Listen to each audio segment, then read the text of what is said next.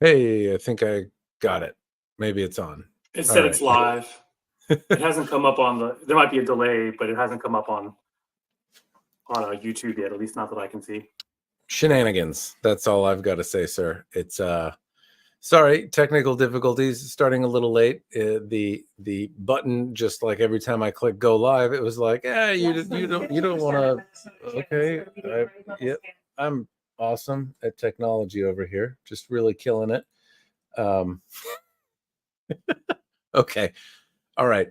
Live stream's off to a rocky start, but I assure you there's some fun things. For those of you that are in here already, thank you for joining. With me, I have Sword Friend John from RVA Katana, and we're going to talk all sorts of swords. We have not planned a whole lot, but we both like swords, so naturally that will occupy lots and lots of time. So We're just gonna chat, I guess. And I think I said I might want to show off some antique swords to people who might not usually have a chance to see antique swords, and I have way too many here. Let's just say that. is this the personal antique sword collection, the not at the shop? So technically, it belongs to the shop, technically, but it is kept here, and so it belongs to the shop. Let's just say that. And this is where they hide out. Yeah, sure. It hides out at the shop. Okay. Um, what what makes you decide to keep an antique sword in your shop versus at the bat cave? I tend to keep like the ones that are readily for sale, the ones that I'm ready to just if a customer comes in and they want to buy a sword, those are the ones at the shop. The ones that I don't necessarily that are still for study, and education. Those are the ones that stay here. Okay.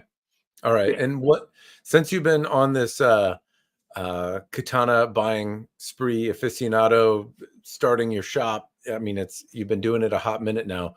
What have you looked at and learned from antique swords that maybe you've wanted to see put into the modern reproductions that you sell? Well, I'm a big fan of the deep curved Tachi, and since we're on that right now, I'm gonna go pull one out right here. This is from the Hoju school. I'm gonna try to hold this back so people can see it. Can you hear me from at this distance? Yep. Yep, you're Okay. good. So this is katana or actually a tachi from the Hoju school. And for those of you who don't know, basically Japanese swords are typically antique swords are kept in shirasaya. This one does not have battle mounts to it, fushidai to it. But I really love when I first started collecting swords. I said all I really wanted was a very long, deeply curved tachi, and so this was my holy grail at that time. So this is 82 centimeters, 82 and a half centimeters long, and deep curve. I think it's a 3.7 sorry, so 3.7 millimeters. I'm gonna hold it up here to try to catch the light. I don't know how well if you guys can see the details of the steel there, but it has what's called ayasugihara. One of the really cool things about just collecting, like number one, almost all the profits from RVA Katana goes into buying either antique swords or more stock. Like I don't really, for tax purposes, I try to keep everything revenue neutral, which means I end up with a lot of antiques and also a lot of stock. But this is, I think, a pretty cool. This is the kind of sword that I would really wish that we would find in the modern market. Now that said, I'm going to show you another one that we just got in. This is a cloud hammer, and I just found out the other day, just by testing, that this blade fits inside this scabbard. So I'm actually thinking about getting some antique fittings and sending them to the cloud hammer and saying, "Hey, can you mount this sword for me?" So highly tempted. so Is it you still know, your grail? Is I'm it going to put this back where it belongs, and one of these days I'm going to have a really nice rack. But this one here is one that's made of SX105E. Cloudhammer actually made this in S5 as well. And I'm actually not going to pull it out if I'm doing any home, but you can see it also it's a very long, deeply curved sword. This one's actually 85. The Nagasa has 85 centimeters, and I think it has a 3.7 sortie as well. But it's pretty cool. It's got the kind of polish they use. It sort of brings out the Hamon line as well as the features of the steel. So it doesn't, obviously it's a modern day sword. It's not going to have as many features as an antique, but I'm a big fan of Tachi, and I would love to see more Tachi in the market. Things that aren't necessarily katana blades that are mounted with Tachi fittings, but actual Tachi style blades. I agree. Those are fun. They're really cool looking. You don't see them very often. I don't know that I would have a whole lot of idea of how to use one, since everything that I've studied has all been katana. How to draw, how to do everything has been with a katana. Once it's out, it's pretty familiar, but like the half of it is getting there. So Yeah, that's the evolution. Basically, Tachi were used from horseback, but then the minute you were going more towards massed cavalry, or sorry, massed infantry, the katana became the sword of choice. And then once you get to the Edo period, where there's no more wars, and the thing that does happen very rarely are duels, it's like, how quickly can you bring your sword into play? And so when you have that deep curve, I've experimented with this. I've tried the noto with a deep curve, and half the time I end up cutting into the top of the saya. So yeah, the deep curves. I think once you practice a little bit, it's okay. But in the beginning, it's tough. is that Tachi still? You said it was like a Grail sword for you. Is it still that, or like now that you have it, do you? Now that I have it, then new Grails appear. You have more things that you want to get hold of. What's next on the list for you? Next on the list, what I would really like to get is a Heian period Tachi, like something that's like 1,000 years old. That's kind of there are a couple things on my list. One is a kodachi, assigned kodachi, because just more for educational purposes. A lot of people don't really know what a kodachi is. They have an idea. They think they know what a kodachi is, but they don't know what a kodachi is. And I can't say I know 100% myself what it is. I mean, I'm learning as I go, reading a lot of Marcus Sesko. So kodachi is one, and actually that's been solved. I just paid for a Nambokucho period kodachi today, in fact. And then I would like a kokorasumaru style sword. I actually got this one recently. This one is a wakizashi, and so this one is a kogurasu style. So that's the one where you have like the rounded tip, like more of a gen style tip, and then it has like this one. Okay, I'm going to be really picky, but I would really love to have a triangle bohi into that as well, triangle termination. But this is kind of one of this would be a holy grail of mine if it was longer and older.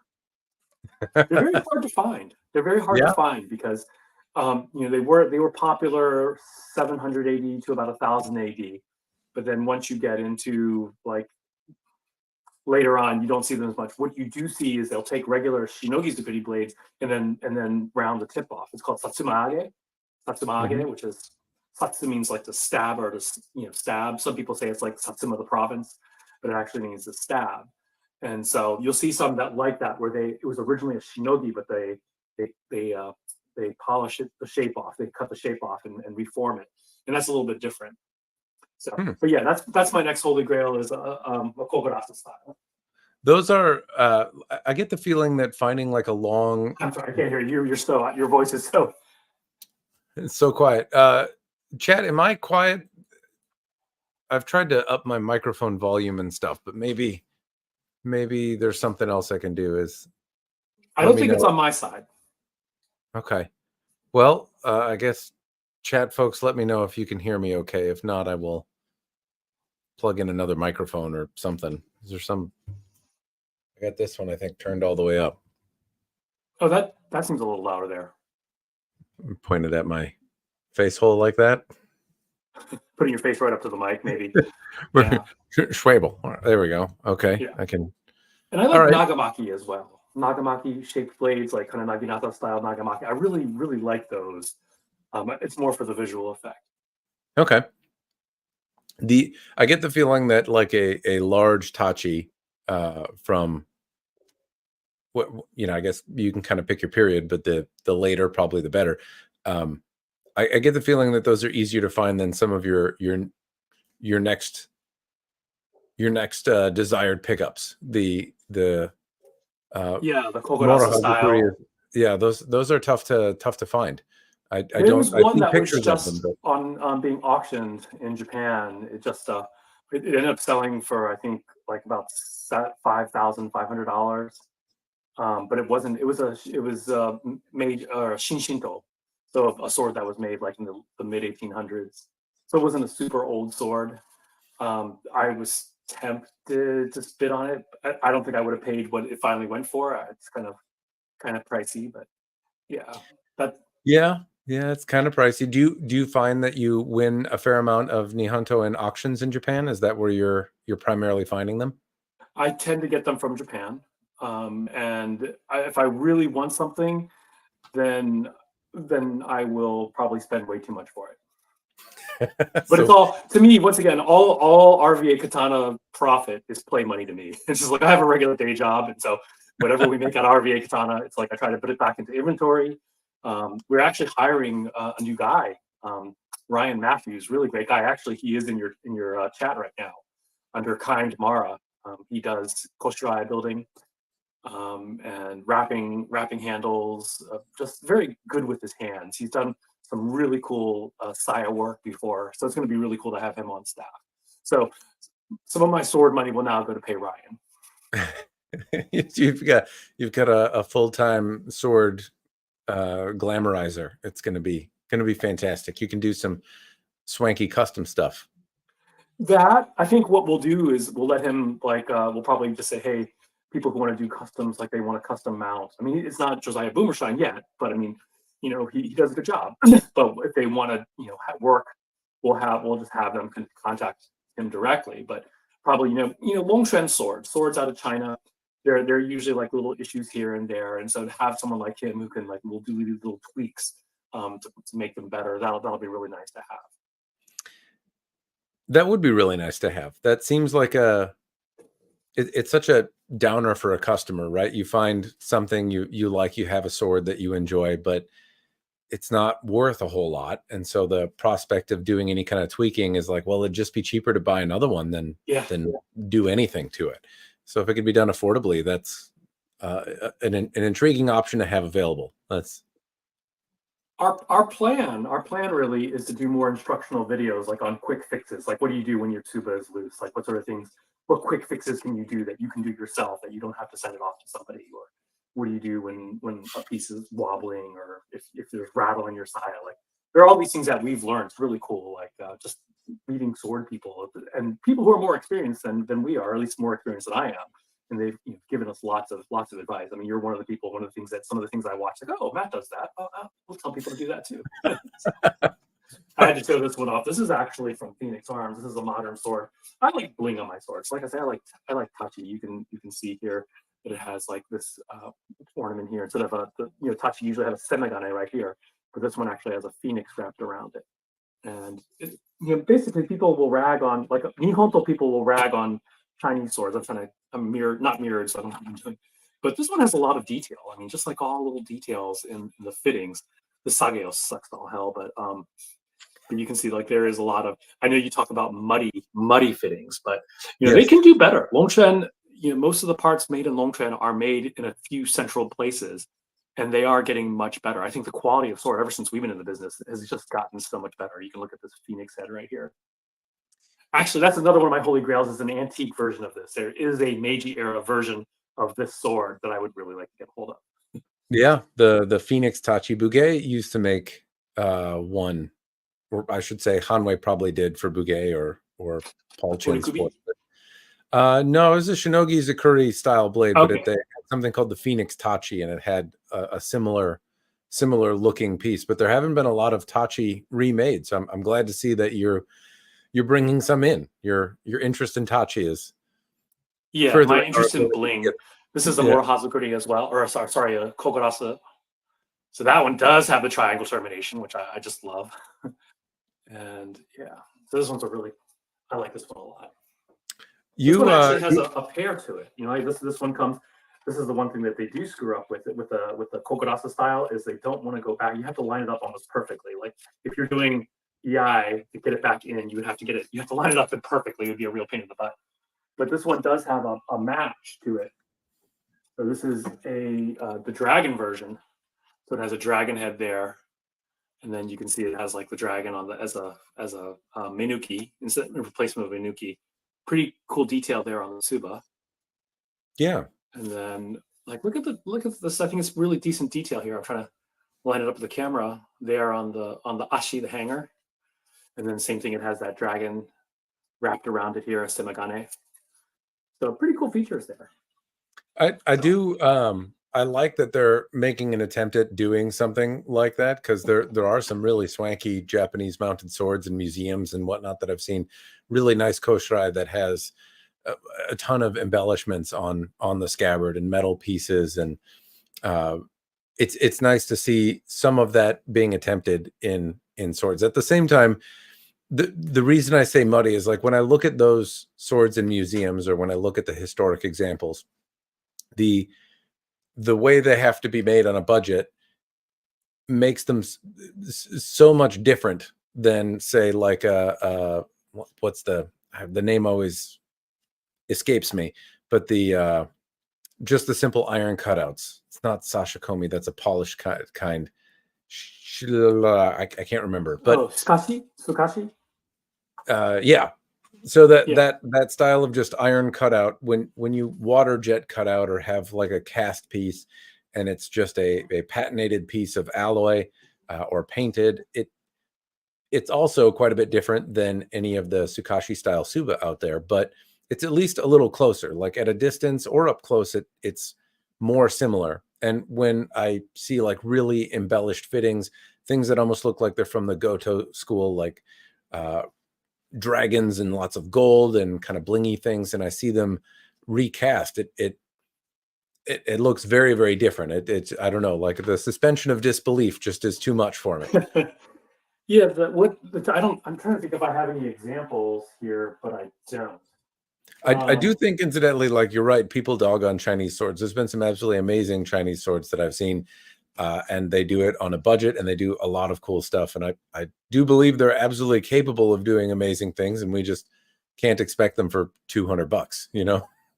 Well, so there is a difference. I mean, if you look at in like Japanese fittings, starting like Meiji period and afterwards, you do see a lot of cast fittings Hmm. versus a lot of before you would have a lot more handmade stuff going on. And they can handmake things in China, but right now, but it's going to cost a lot of money. It's not like we're used to Yeah. getting things cheap from China, but you have cheap from China and then you have expensive from China. I'm going to show an example here. This is cheap from China, but this is like one of those common, sort of tachi. But this is it's blackened brass, and then they just in the cast they cast those little pieces in there, the kamon. In this case, I think it's the awimo, and then they'll paint into it. And then the ones who really care about it, they'll really work more detail into the paint, but it's still cast on. It's part of the cast piece into it. But I'm going to show you an actual Edo period piece over here, Itamaki. And this is actually, so this is like an Edo period piece, and you can see that it actually looks much different in terms of the way it's done. Now, I don't know the exact process into the way they do it, but they don't necessarily cast the details of the kamon onto it here. So there's definitely a big difference in the way that it looks in the final amount. So I know what you mean by muddy. I definitely think there's a difference, and the Chinese can do it in a way that it's not as muddy, but once the more human involvement that gets into it, the more expensive it does get. I find that the fittings tend to get skipped, though. I mean, what I haven't seen out of China is a really great mounted sword.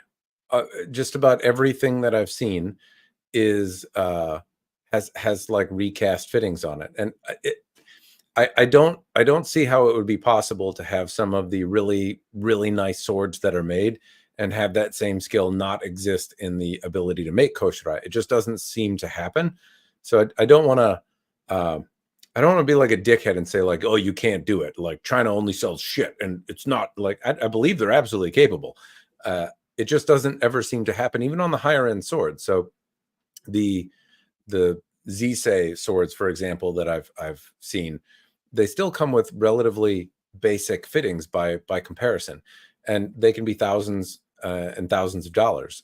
Now, in fairness, other swords made outside of China for thousands and thousands of dollars don't have better fittings. So it's not, Mhm. you really have to, go to a person that makes them, or buy antiques, or something, and you may well spend $4,000 or $5,000 just on a set of fittings to have something relatively simple made.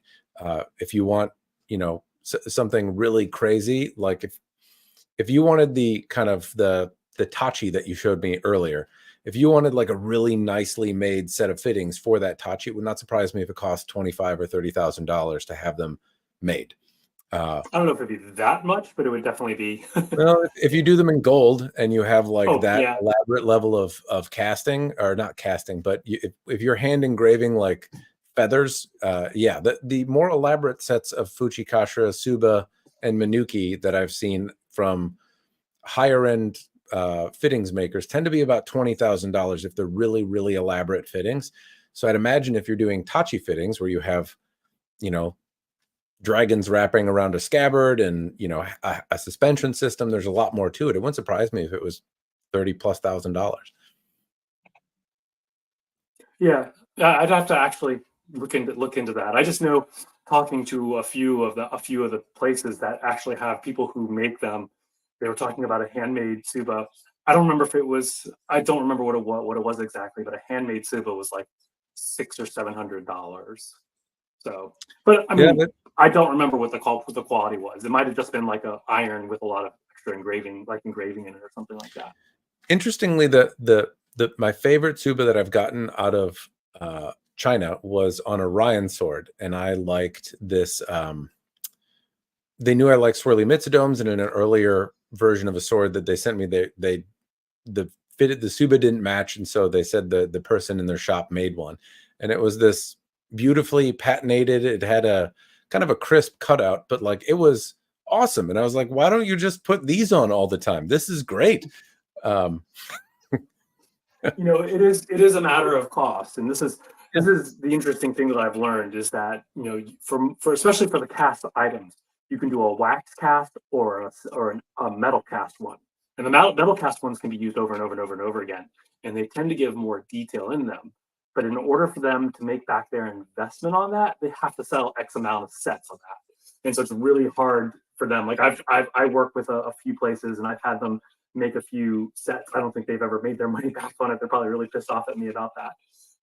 But you know, there is an investment that goes into you know, developing parts. But once again, they're casting it. We're not talking about, you know, a handmade piece. Yeah, I would imagine that there's certainly a threshold that you have to hit before you make your money back on the tooling and expenditure to do anything. And but no, it would be nice to see improvement in that realm of things. It's not that I don't like super gaudy things. I certainly enjoy them, but if I'm gonna go like, I don't know, You wouldn't done right. yeah, you know, like it's not that I like, if you see like a really fancy car, right? You see like somebody try to build one in their backyard out of like other old car parts, and it's the Ferrero, you know, and then it's like the guy in India that built a Lamborghini, and it's made out of like old bicycle parts, and it kind of feels similar to that, where it's like I would rather have something that you can make well, and it feels like the Tsukashi style stuff is really pretty good. I've had some really nice iron Tsuba. I've had some other simple cast fittings and stuff as well that I've liked, but it does tend to be just quite a bit different than the historical pieces, and that's usually why I don't like it. Is like I haven't seen, I don't know, it's just too different. My suspension of disbelief is kind of it. Like I'm like, nah, doesn't sit well with me. But I do like the style. I know I tend to shy away from the gaudy, but it's not that I don't like it. This is a Meiji period Tachi. This is the Okay. dragon head, not the phoenix head, but this is the dragon head. So this is actually a dragon made or a Japanese made piece. But check out the Minuki on that. And then it's a tongue, like a Chinese style tuba. Yeah. And then this is all cast, by the way. These are cast pieces, but then they just embellish them. I'm not exactly sure how they embellish them, but this is like, in terms of koshiraya, this is my favorite. This is my favorite that I have. So I was going to say the head in particular has a kind of a casty feeling to it. The other stuff though, I mean, just as I look at it, the way it hugs the scabbard looks a little bit, I don't know, like things are just a little tighter, I guess. But so my understanding is that it's a cast piece, but then they just add extra highlights and things, and that's pretty much what you see with a lot of, like, for example, the Skashitsuba that you see coming out of China, like Hmm. Zise, I think what they're doing is they're taking common parts, but then they do embellishments on them by by grinding parts off and repatinating them and stuff. To my understanding, I don't know Yeah. exactly. So yeah, I love this one. This one's really really cool one in my opinion. But these are cast pieces, but that were later more embellishments added on. This one, okay. Now look at the blade too. This actually is a pretty cool looking blade, and that's where you see like the Horimono in there. Now, what you see coming out of China right now, it's very you're seeing more and more of them doing like laser engraved Horimono, and some of them are actually really well done. If I were at the Yeah. shop right now, I could show you some pretty interestingly well done Horimono. I have one from Swords of Northshire, and I have so if you laser engrave a Horimono, would you call that hand engraved? I mean, Northshire, that's made by Ryan. You know that they make Ryan. I mean, Ryan makes their stuff. So, Yeah, like I can take the handle off and sometimes see the bit, the like the Ryan Sword serial number. mhm. Um, I don't know if they always use Ryan Sword, but I know they certainly do sometimes. I'm curious because sometimes what I'll see is I've now got an example of what looks to me like a laser engraved Horimono, and I don't know how Swords of Northshire advertises it. It's on my like list of things to get to review, which you're aware sometimes takes me a hot minute Yeah, to get to. Ryan. Yeah, Ryan. I've been talking to them quite a bit. We're actually carrying. We're starting to carry some of their stuff on consignment, which is kind Okay. of cool. Like we don't actually have to pay for it until we sell it. So I've been talking to Ryan quite a bit, and they've been showing me all kinds of like laser engraving. And so when they were doing it, like Cloudhammer started doing it, then Ryan started doing it, and then another forge we started doing working with started doing it. I don't know if it's like one place that they just send the swords to and they farm that out to somebody else. But just the fact that everyone is doing it now is just like, okay, something is going on. The laser engravers have become like cost effective.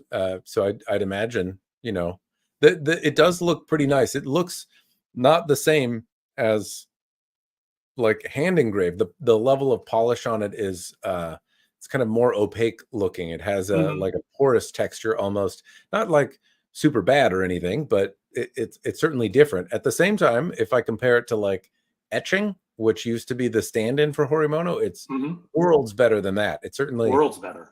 it gives a much closer feeling. Like having the laser engraving would be something that I would actually want on a reproduction sword, as opposed to the etching. Never really did a whole lot for me. Um, but yeah, I have seen it. What I've also seen though is I've seen some people advertise it as hand engraving. I'm like, well, is that like you're doing it with a laser by hand? Like I No, so one of the things, so they do so there's a multi-step process. Sometimes they just do a pure laser engraving, but then sometimes there's hand polishing and hand touching up as well. So there is that. I'm looking at the questions, by the way. Kane oh, Shen is asking about the ultra wide Tamashigiri katana. So Kane, we got a 40 millimeter wide one. So not the 53 yet, but we got a 40 millimeter wide one in. And in fact, we cut three mats with that the other day. We did three, not Matt Jensen's. We cut three tatami mats with it. I can't say it was easy because the stand sucked. The stand was not meant for three for three mats. But yeah, it was kind of fun. Anyway, Kane, I will be posting video of that 40 millimeter one that Cloud Hammer put out. that sounds pretty cool. I'm glad that you mentioned that, John. And I'm sorry, incidentally, chat. You're aware I suck at it. But uh, wider katanas are something that seem to be preferred by at least the people that are doing cutting on a regular basis.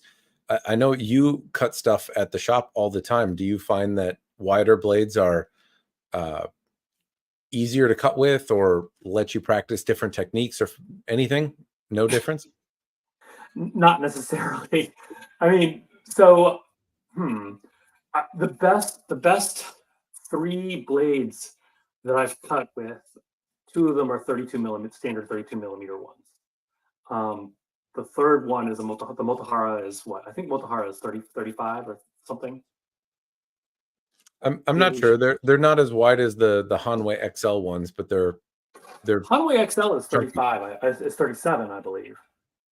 And here's my Motohara, which I believe it does look wider to me. I think it is 35. So, so yeah. Anyway, no, I can't tell. I can't tell the difference. I think a lot of it is geometry. Like the two other cutters that I think are better, one of them has a really deep curve to it, and the other one has a koshizori curve to it. So the curvature where it starts. Actually, this Phoenix one that I was showing here. Actually, I won't get that back into the scabbard easily, so I am going to go show this one instead. So if I hold this up on my midline, you'll see the curvature starts like right there.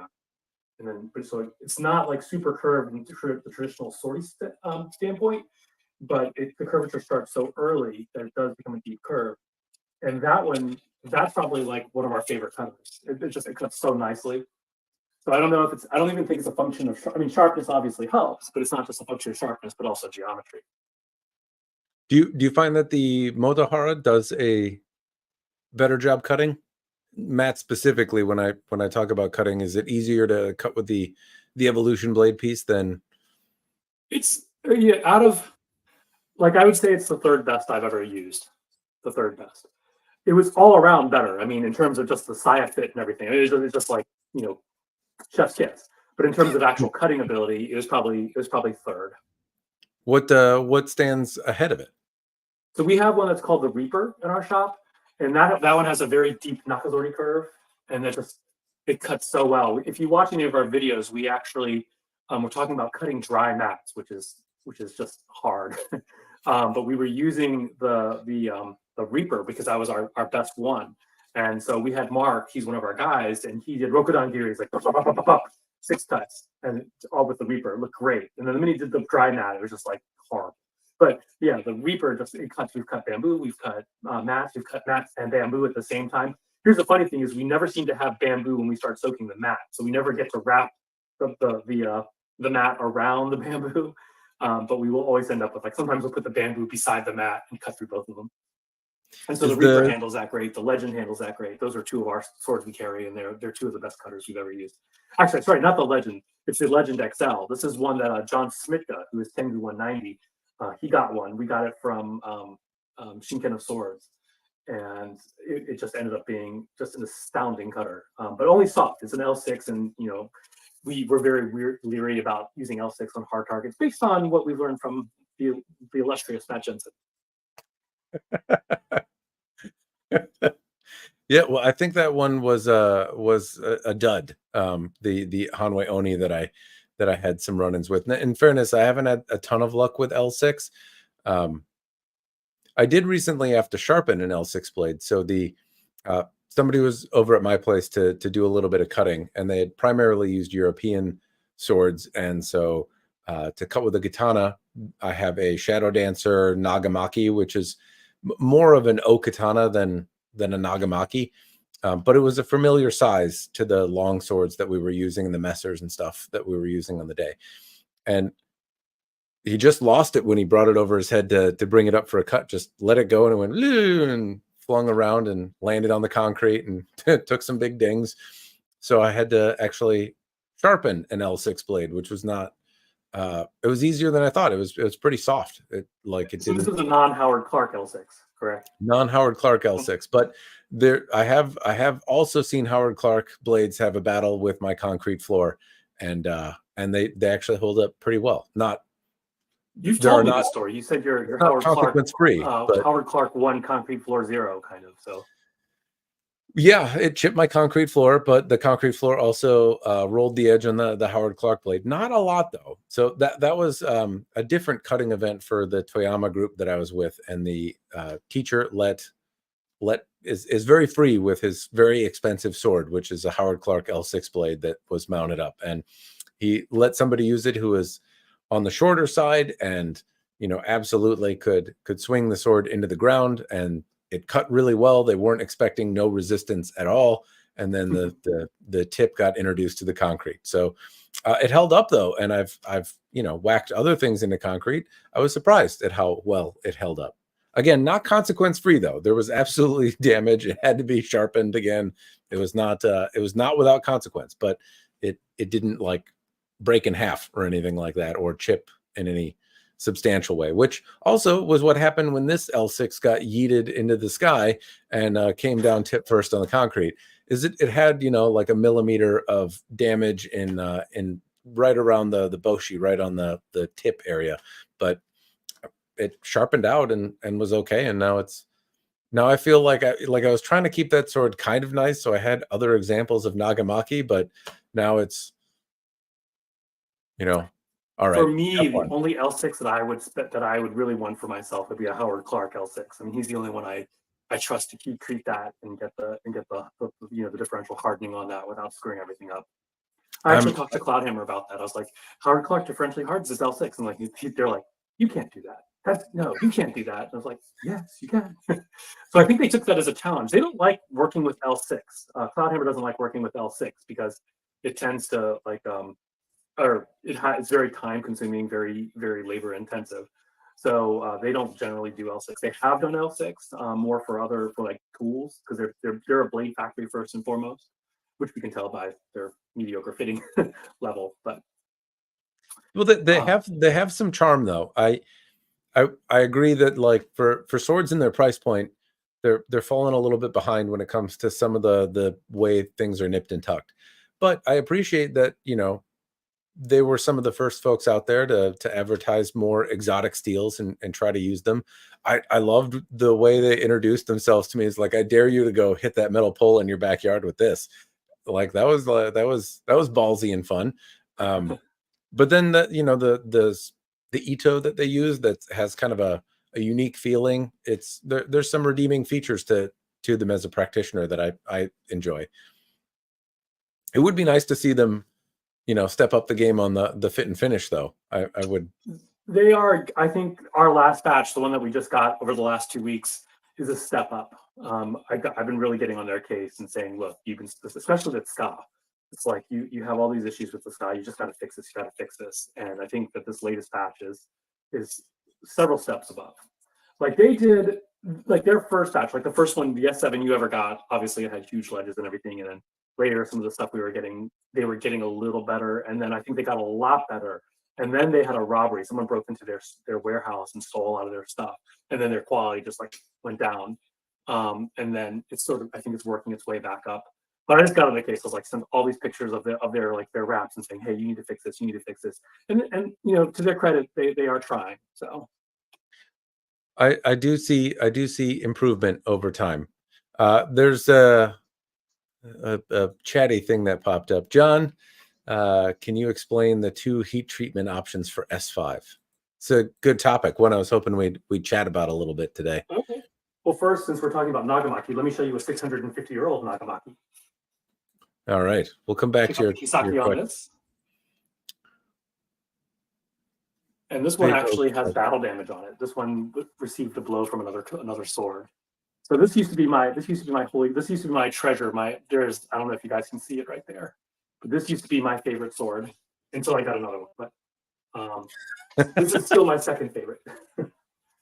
But okay, so Cloudhammer S5 heat treat. It's not just two heat treats. I mean, you can heat treat in many different ways. But what we're doing with this, what I should say, Cloudhammer is doing.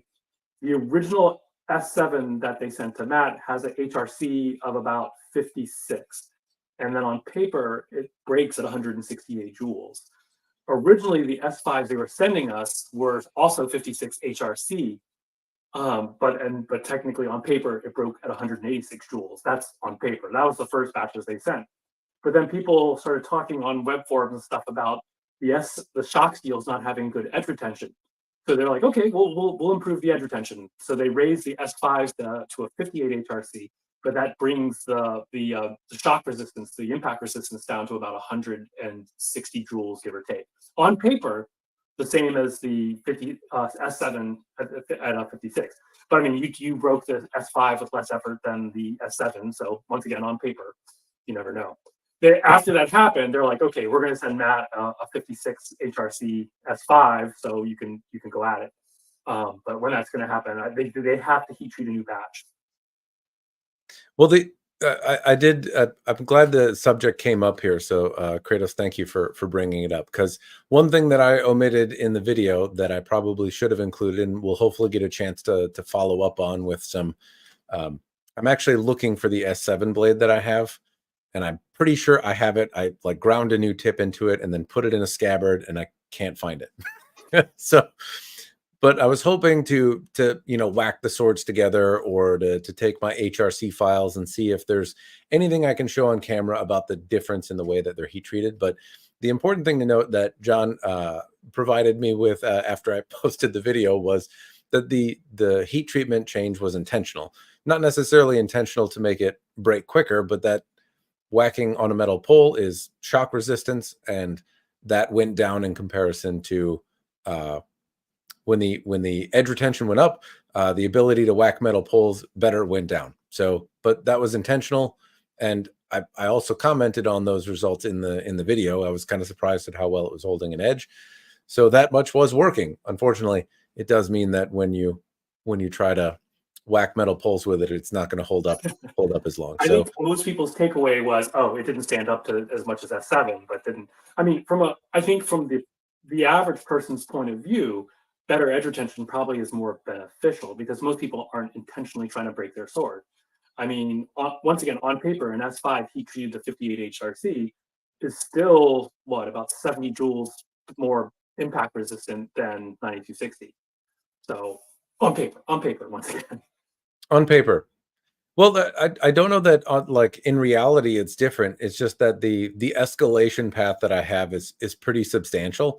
So I go through like a whole bunch of quasi normal usage, right? I'll practice on more relatable targets, and then I'll begin abusing the targets. But it's really not until I get, pardon me, until I get to the a metal pole that I start hitting it on the spine. And I do that because I know that hitting on the spine is a recipe to break the sword. So I don't start doing that until I'm like, okay, well, it has survived all of the normal and abnormal uses. Now I'll start, really, really, doing a more surefire way to break the sword. And so in that way, it certainly held up less. But up until that point, it was like you're saying, John, like most people are not going to intentionally smack it on a metal pole with the intention to break it specifically. So yes, I do agree that having it heat treated differently is probably better for most people. At the same time, the SX105V steel that you guys have also seems to kind of do that same thing. Like it also held up really well edge retention wise. I believe I have another sword that Cloudhammer sent me with SX105V steel in it. It's reasonably durable. It doesn't bend on bad cuts, which I've thrown more than a couple its way. And the edge retention is pretty good. Is there a meaningful difference between the SX105V steel, the way Cloudhammer heat treats it, and then the new derivative of S5, the way that's heat treated? Let me first say, Kane Shen is asking about €2, and I'll answer that question in a minute about the euros. But going back to the S5, it can be heat treated many different ways. So one of the things we were debating also is to maybe bring the HRC to 60, which gives it even better edge retention, better hardness, which will reduce the durability down to about 140 joules on paper. Once again, on paper, I always like to bring this out. So that's still about 50% stronger than 9260. Now, 51 CRV4 has, I think, an HRC. The way they heat treat it is HRC of 59, if I remember correctly. But then it breaks at 45 joules, so it's only half the stuff of 9260. So for us, when people are asking us like what kind of sword is the best sword, we're always like, what the best for what? Like if you're not going to be abusing your sword and you're working on like Tamashigiri and cuts, SX105V to me is a better bang for your buck because you get better edge retention. And you don't necessarily need massive durability because you're not doing Matt Jensen type of things. So. And that's where the zombie apocalypse one comes in. I'm always thinking like I think of the Walking Dead kind of thing, and there's people in like military uniforms and motorcycle helmets. People are panicking, running away, working and fending off zombies while they're exhausted. And it seems like a sword that will take several intentional whacks, several deliberate hits on the spine after going through a bunch of other crap, is probably going to hold up to like those scenarios where your sword is you're using it while you are exhausted and you don't have the utmost in control, and you're also not able to control your scenario, your surroundings. You have to use it in the What we like to point out is that in a zombie apocalypse, most of us aren't in really great physical condition. So after your fifth zombie, you're probably going to be too tired to do much more. You're going to be, your brains are zombie food at that point. But your sword, even if it's like a 1060 steel sword, is probably going to outlast you in a zombie apocalypse. So you're saying, maybe invest in a gym membership over over a zombie apocalypse tool. Make sure that you have the legs to support your lower HRC tempered S5 Exactly. katana. Okay. Now, another thing is interesting to me is, basically, hitting the spine of a sword is one of its weak points. As you said, that's for you. You've discovered that that's one of the easy ways to break a sword is hitting on the spine. What fascinates me, I talked to Mike Yamasaki, of the whatever Pawn Rice Stars, cracker, I think. and I was asking him about like battle damage on swords, and he said that of the swords he sees, like with battle damage, 70% have battle damage on the spine, and 30% have battle damage on the shinogi line. And I was thinking about, that World War II fighter, when they were studying World War II fighters, and they were saying, oh, planes that came back, where they're shot up and where they had the most holes. And so there's a survivor bias idea. Like if you think, oh, well, there are a lot of holes there, so that must be where it's the most vulnerable. But it's actually the other way around. It's where the planes aren't coming back because the pilot's getting killed or the engines are getting hit or whatever. So to me, I was wondering, is a sword tougher on the shinogi or on the spine? Why is it that there are 70 to 30% more on the spine compared to shinogi? Or if it's a technique, if it's a technique thing, it's like how people deflect. I don't know. I would Speaking think of it that, I would have be to show you that. something. We were talking about my favorite sword, so I'll have to show it here. The favorite sword I own, I should say. This one, talking about detail. Look at the detail on this one. This is an Edo period koshirai. It's called dencho inside the court. So you can see it has that really interesting looking kojiri here. It has like Buddhist Sanskrit symbols in a leather wrapped saya. So, I mean, leather is not super common, let alone enough leather to make a sword. But what's really cool about this one is that this actually has 4 battle scars on it, at least 4, maybe 5. I can't tell if the 5th one is a forging flaw or if it actually is a blow. But this one has 4 to 5 hits on the spine.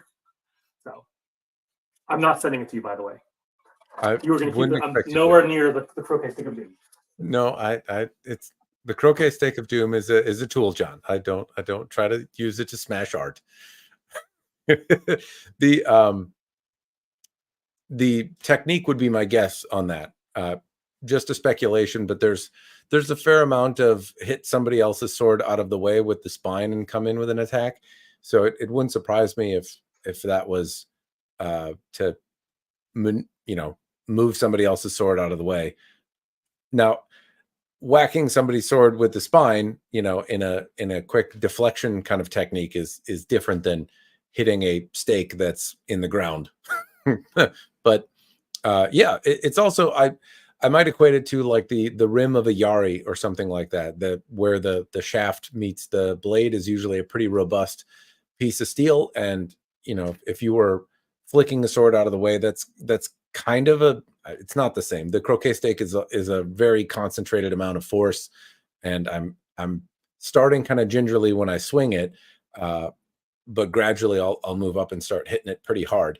And I'm not a small guy, so I can swing the sword pretty hard if I'm trying. And I would imagine it's quite a bit different than anything that I've done in practicing martial arts. Because sometimes I practice Katori, and there are elements where you're deflecting bows and naginatas and spears, and I definitely swing harder at the croquet stake of doom than I do to move somebody's naginata out of the way. So yeah. But I could Somebody see asked if the Cloud Harbor Kinoto is a good first sword. No. If you're going to be using your sword, get a cheaper sword, like a $200 some sword, like a spring steel one. That's what I would recommend, more than the Cloud Harbor Kinoto. That's like such a big investment.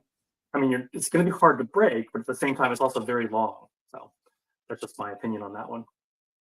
Like for a first sword, I would always say start modest. Do a $200 sword that if you do F it up, you're not going to be devastated, and also make it spring steel, so it's pretty tough. That's my advice always.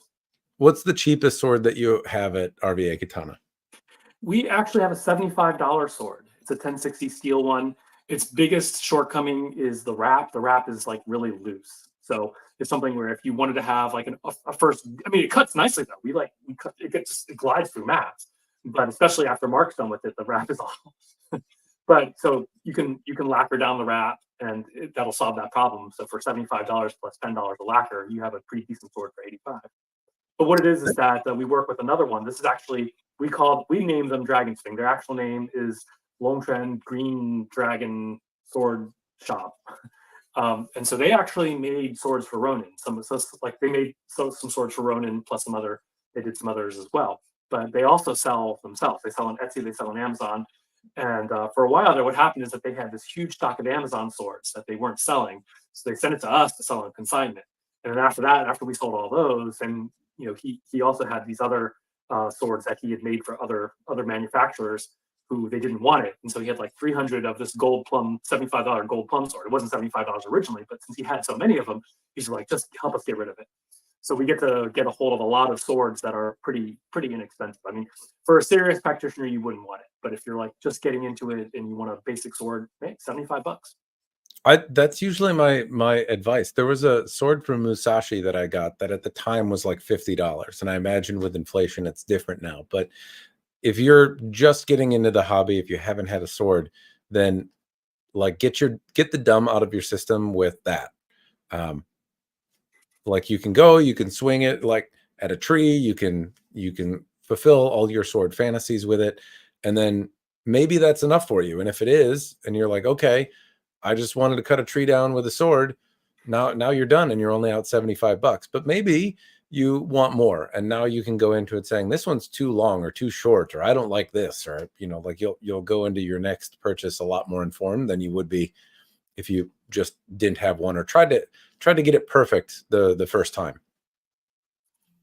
Yeah, $75 seems pretty solid though. And we talk to a lot of people who want like a perfect sword the first time around. It's like, we don't recommend it. Start cheap. This is how we get them too. It's like we'll start with like we had this one guy. We sold him $100 sword, and this is also from Dragon Spring, which also Dragon Spring, by the way, is the translation for Longtren. But we sold him $100 sword, and now he's only buying like Juyo token, like that, like sort of like the second highest level of Japanese antique sword. So swords are an addiction. I kind of tell people that I'm like a drug dealer. I'll start them off with a $75 sword, and before you know it, they're buying S5 shock steel swords because they think it's so cool. Do you have a lot of kids that come into your shop? Kids, we have restrictions. Like if we can tell they're underage, it's like, no, you have to be here with a parent. I mean, you have 500 very sharp implements that are open for anyone to grab, so we have to be very careful with that. And if parents come in with their kids and say like, yeah, it's okay, they hold the sword, do you have any speeches that you give them? Well, basically, when someone comes into the shop, there's some ground rules that we start with. It's like, we'll be like, okay, you're free to handle the sword, but always control the hand, like I'm not doing. Always control it by the handle, because if they fall out, look at that. This is a Multahara, damn it. It's falling out. But anyway, if it does fall out, bad things happen. When you draw it, don't draw as if you're going to draw on somebody. And I don't touch my blades because I don't want to oil again. But just draw it part of the way out of here. Don't touch the steel because I don't care if you cut yourself, but your oils can stain the polish. If you do touch it, let us know so we can clean it off. Please don't slam it back together. So those are sort of the ground safety rules when people come into the shop. When people come in with kids, we're always saying, hey, keep your eye on the kids. Don't let them wander around. And trust me, sometimes it happens. A parent is just like, so they're ogling a sword, like, oh, and their kid's walking off here. We're like, hey, pay attention to your kid. Yeah. My daughter has had a few friends over, and naturally, the amount of swords I have in the house is interesting to some. And I always, it gets their attention when I'm like, hey, I kind of have the same rules, which is one, like don't drop it, so be in control of it, and two, like only cut the things that I tell you to do, and use it in places that are appropriate. Don't touch it, don't lick it. but I plan on cleaning, because no matter how much I tell somebody don't touch it, like they do. So I Yeah. don't even really try so much.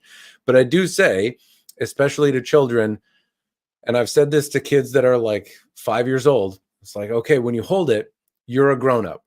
And if you swing it at me, I'm going to man punch you in the fucking face, 6-year-old boy. I'm going to punch you in the face, and then I'm going to punch your dad for raising you wrong. Like, don't fuck around with the sword. Well, it's really fun, but like, do it in a safe way, but don't swing it at people. Don't be a Jedi. Don't like, it is very sharp and dangerous. And if you lose control of it, bad things can happen. So you're a grown up as soon as you hold on to it, and I'm going to treat you like one as long as you're holding it. And then I've gotten a couple raised eyebrows from parents, because that is kind of verbatim what I say to children. I will punch you in your fucking face. Usually parents are like, what's happening right now? But everyone gets everyone's attention, and they're like, okay, I get it. Maybe we shouldn't do it, or like, let's go. But it always seems strange to me that as soon as you give somebody the potential responsibility, like, all I'm asking you to be is responsible for your actions.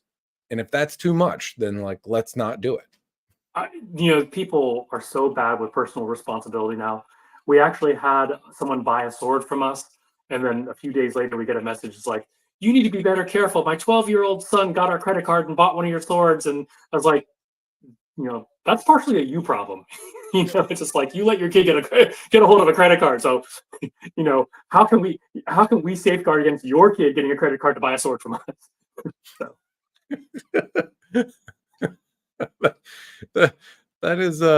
That's funny. That's ironic. My son stole my credit card and bought a sword, and you didn't do anything about it. Right? So, what are to answer Kane Shen's question, we did get an arming sword, the new arming sword, and the long sword is a beast. I mean, it looks so much bigger in person than it does in the pictures. And I cannot wait we actually, all the ones we got, we shipped. We are getting more coming in. So hopefully you'll be able to see one of those new long swords. I don't know my typology very well, so you can say a type. I don't know my Roman numerals very well either. The type 18 and the type 16A, I don't know which ones those are, but I think it's what the ones I think you're talking about. Yeah, we will be getting those in soon, and I'll be happy to show them off. They were the longsword especially was a giant beast, very massive presence. I'm kind of interested in some of the nuances that you get as a sword shop owner. Like, what are some of the things that you never expected to run into selling swords? Mothers complaining about their 12-year-old stealing the credit card and blaming me for it. Definitely never imagined that could happen. That's top of the list. I really don't. What really surprises me is just the fact that we have a sword store. I mean, it was kind of, for me, I just had these extra rooms inside my martial arts school, and I had too many swords in the house, and I was selling some of the ones I was tired of, and so we opened up a shop. When I opened it up, I told my wife, hey, we'll sell 150 in a year. And I was just totally bullshitting. I was like, there's no way we're going to sell 150 in a year. So what really blows me away is that, like in August, we sold 600 swords in 1 month. I mean, it just blows my mind that so many people want a sword. I imagine more people want a sword, but that they'll actually go out and buy one. So are most of those online sales, or are those people walking in and buying them? Yeah, I would say probably 2/3 of our sales are online. We sometimes do special events, like we were just at a martial arts tournament in our town like about 2 weekends ago, and we sold like 60 swords in 3 hours. It was crazy. Most of them were wooden swords. Most of them were like wooden swords. It was like a kids competition, so they were like, and those inexpensive wood swords really probably dented in our bottom. Well, it helped, but I was here thinking, like, when the kids come over with their parents, there's a $100 wood sword and there's a $30 wood sword, and of course the parents are going to go $30 wood sword, $30 wood sword. But yeah, but in terms of most of our sales channel, it's mostly online. We have a pretty big social media presence, which also came as a surprise to me. I would have never imagined that people would be watching shorts of 50-year-old men, joking about swords, and yet here we are. So the funny part to you is that, like, you get to do it. That's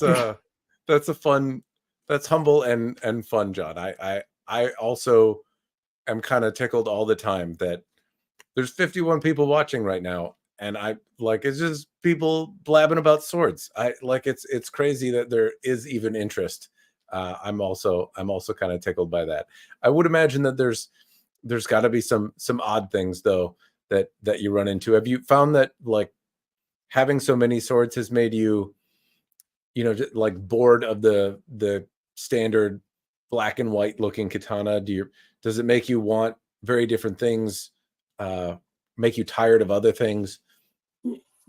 Actually, I am kind of numb to the shop. I mean, I really sometimes would like to look at it with fresh eyes, because when people walk into the shop, they're just, most of them are blown away. But if I see it, I go in like 3 to 4 times a week, and I'm just like, oh, 500 swords. It's just, I don't really even give it much thought.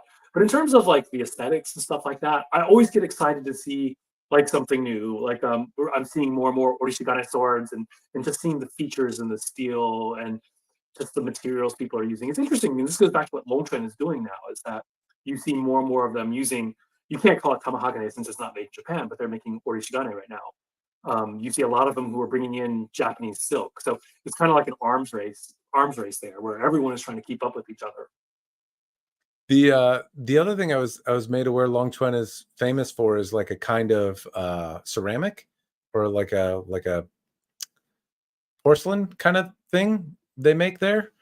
And recently I got a chance to see some of it. It's kind of interesting that, like, I always thought the city was famous for making swords, but they're famous for that as well as this like pottery that's It's made. called Celadon. Yeah, it'd be neat to have a sword stand made out of it.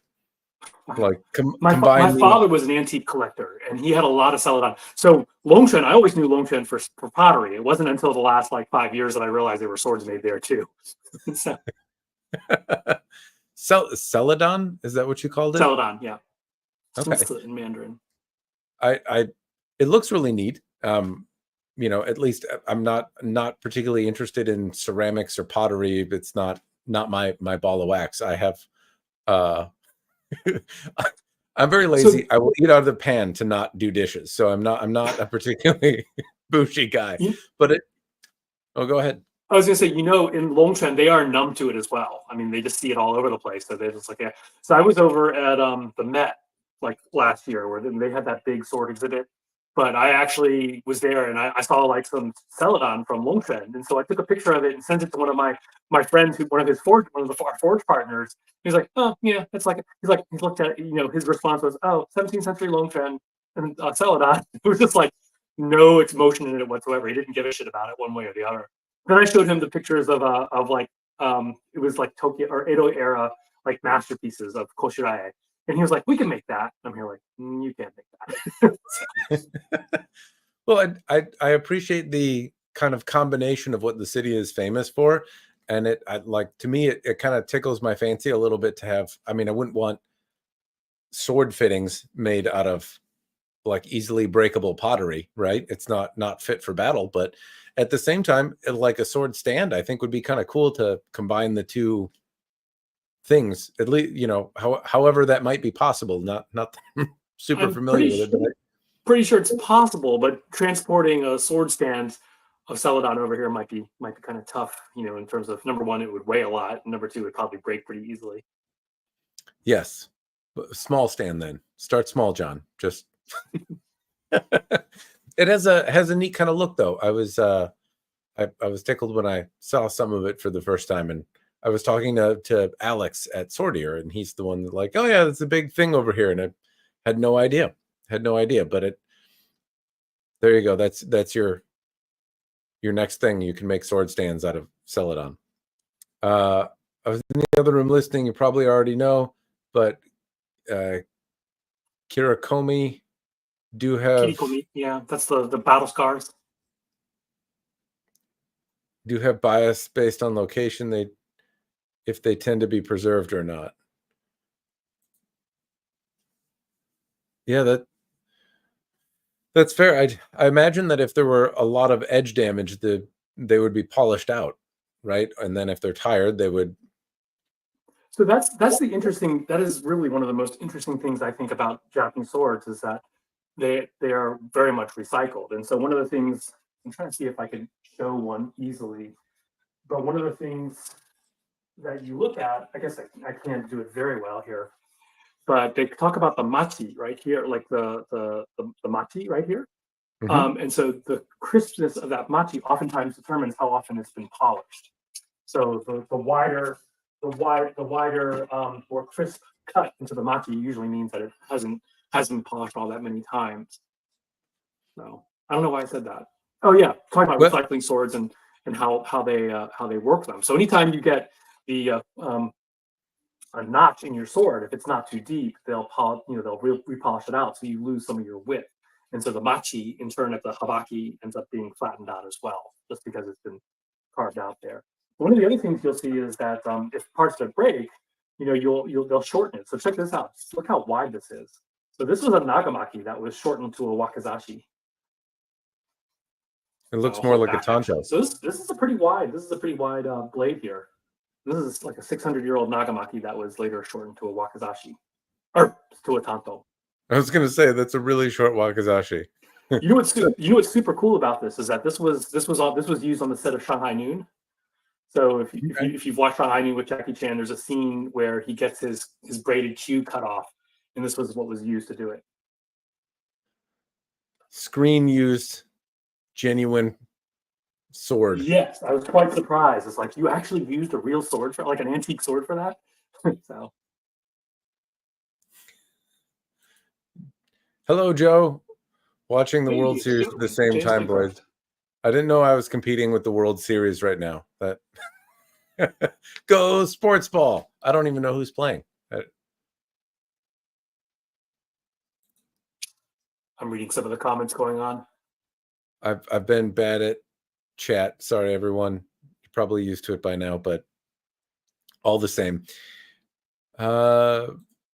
Kane Shen. Oh, okay. Securing swords question. I've considered paracording my own onto their sheath scabbards so there's no accidental falling out. Usually most of the time you take the sagio and kind of wrap it around the handle and then do an easy slip knot, and it keeps it in there so it doesn't fall out. Yeah. John is demonstrating quite well there. Yep. I actually don't know how to tie that very well. John Snicka showed me, and I was just like, I couldn't remember how to do it. One of the things that you do see in, not on this one, but there's called a Satsuma Satsuma something Ana. And so in Satsuma, which is, down in Kyushu, they had hot-headed samurai. And so the Lord made this rule that your sword had to be tied. They had these two holes on this side of the, not the regular Ana, but they had two additional holes, like right down in here in the tsuba. And you would have to run like cord from there to either the kurigata or the kairituno to keep your sword. So if you wanted to, use your sword, you had to untie it. So that was one of the things that you'll sometimes see. I think that's pretty cool. Not saying you should do that with your paracording, but that's just saying that there is precedent for it. Somebody's asking me to demonstrate, so I will do so. Brandon Burkett, Udanuki, aren't they the ones that you would secure to your wrist? So I've been reading a lot about this, but my understanding is that the Udanuki would be over here on the Ha side versus the Satsuma Ana would be over here on the Kurigata side. But Udanuki is when, Ude goes through, basically you would use it to secure your wrist. I could be wrong about that. Brandon Burkett, I learned a lot from Brandon Burkett, so. All right, so I just take it and wrap it around when I'm at the dojo and we put our, swords on and off. Just I kind of did that quick, but more or less the sagio is just kind of loose, and I make a little loop and I tighten it. So other people can make this look less disheveled and stupid, but it doesn't. If I shake it, it doesn't come out. It's not going to fall off. If somebody kicks the stand over with all the swords on it, it's not going to come falling out. And then all I have to do to take it off is give a little pull, and then it's out and done. But that's usually how that some Nihonto have very thin hamon. And that actually sometimes, yes, that is because they've been reprofiled. But some schools actually preferred very thin hamon. Like the Mihara, and Uda, they all generally had very thin hamon. A lot of the Tegai related schools, they tend to do a very thin hamon. Is there a school you prefer, John? I don't know enough about them to really, I only know the basics. I know enough to get myself in trouble. But if I had to say one, I really like, I have two Hoju swords. And Hoju come from, they were non-ethnic Japanese, who we consider to be Japanese now. They were not ethnically that, but they were in Japan longer than the Japanese. So they're called the Emishi people. Some people would confuse them for the Ainu, but Emishi were their own people. They were these horse riding people who lived in northern Japan. And they were the first ones to make swords in Japan. And so what you'll see is this called Ayasugi, is just this pattern inside it. And so there's a school called the Waving Grass School, the Mokusa School. And so like Kasan and Kasan is really famous, and Hoju, they all come out of this one school of Japanese sword making. And I kind of like them just because they're older. Fair enough. I've gotten a chance to see a couple Ainu blades, and those are always fascinating too. They're cruder than I'm used to seeing katana, and I have a very limited smattering of examples that I've gotten a chance to see, but that's also a fascinating bit of history. Yeah, no, just the evolution, the evolution of the sword, of the Japanese sword, based upon its evolutionary pressures, what resources were available. All of that really fascinates me. It's something, if you would ask me 3 years ago that if I'd be interested in that, I would have like, what? No, I don't care. But the more you handle, it's just like, oh wow, look at the differences in this, and why do they do it that way? Who influenced them? Why was that influence there? So it's a whole shebang of a lot of detail in Japanese swords. What would you like to? So it seems like you want to make some Tachi, or you're interested in Tachi, and I've heard that you're making some longer blades. Are there other things that you've seen in your kind of study of antique swords that you would like to integrate into the assortment at RVA Katana? Oh yeah, this is one we're gonna get. We're getting this one in. Dragon Spring made this for us. Cloudhammer is gonna make a version for us too. Or last I looked, they were. But so it's a Okay. wakizashi that was made from a naginata. So there are naginata naoshi, but that were like naginata that have been clipped down to make a wakizashi. But this is actually still maintaining its naginata shape. So I would love to see something like. Actually, we are going to be getting something like this in the near future. Cold Steel made something like that. The Steven Seagal one, right? Yeah, I haven't seen one, but I do recall that, and I also thought it was very cool looking. So I'm glad to see. I would love to see more okisaki. I really love okisaki, just the aesthetics of it.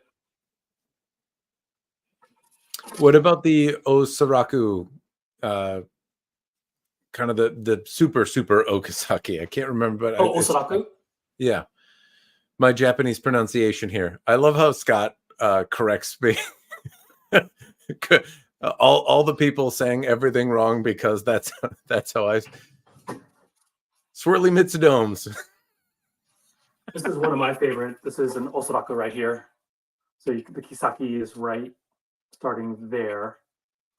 But I don't like this shape. This is a little. I used to love this sword. I still like it quite a bit, but I don't love it the same way I used to love it. What I love about it is all the detail. Really lots of detail in the steel. But Osaraku, yeah, we're actually getting some from Ryan. We're getting some Osaraku Tanto, but they're going to be mounted kind of like this. They're going to be mounted this style with like a ray skin ska, and then lacquered body with no tsuba, actually with an oxhorn tsuba. So we're going to be getting those in the near future. I've seen some of those on their website. They have naturally it's red with a big swirly mitsudome on it, so it drew my attention. But I've seen like an Osaraku wakizashi that they have on their site, and it is a handsome looking. That's a 40 millimeter blade too. That's a very wide, big buff blade, and it cuts really well. Yeah, it looks neat. I'm keen on it. Are there other brands that you wish you could sell at RVA Katana? No, I mean, I guess if I could do Motohara blades, why not? I would love to, but I mean, obviously Jason has a stranglehold on that. Yeah, no.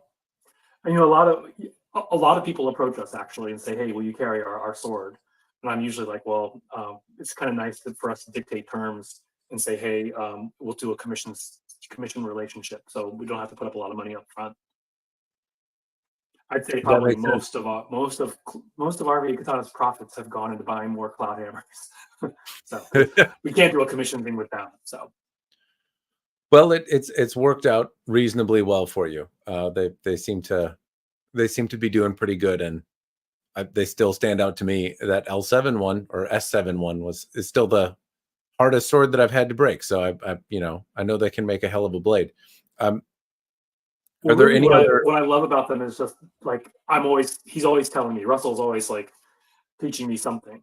So I was recently asking about like, darkened blackened blades. And it's like, how do you blacken a blade? And I've seen video of them, of people, of smiths, like brushing on this like inky substance. And so apparently that's one way to do it. And the carbon content will determine whether it's more black or more red. There's also electroplating. So not apparently anodizing and electroplating are different, because I asked him, is that anodization? He's like, no. So we do all these different methods of blackening. So I'm always learning something from them. Are there any nuances to owning a sword shop that you that are fun to know? Nuances. Yeah, just you're a man of many talents. You're an author. You have you do acupuncture as well. You're in a lot of different businesses. Are there any fun nuances to the sword side of things that you don't experience in other elements of your professional life? It's contacting a whole different population of people. Like as an author, I mostly talk to married women. That sounds really bad, but women with children. That's like kind of my core audience of my novels. In acupuncture, I see a lot of old people.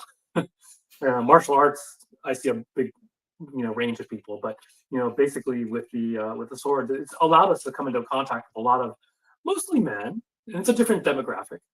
Met awesome people like you. Of course, you get to talk to 5-headed sword backyard breaker people. Someone's asking about the Kenuki Gata. Hold on a second. Let's see if I can get this one out without bashing anything. I'm just going to put this over here. Kenuki Gata is a tweezer type, so you can see that this nakogo has this pattern instead of mekugi. So this one, its fittings are being restored by the lacquer guy at the Met, and it's been going on for quite a while. But this is a Kenuki Gata, and so eventually I will have one. And Cloudhammer's actually been talking about making one. So has Dragon Spring has also been talking about making a Kenuki Gata. Which part of the lacquer is being done? On the handle? The side needs to be better preserved.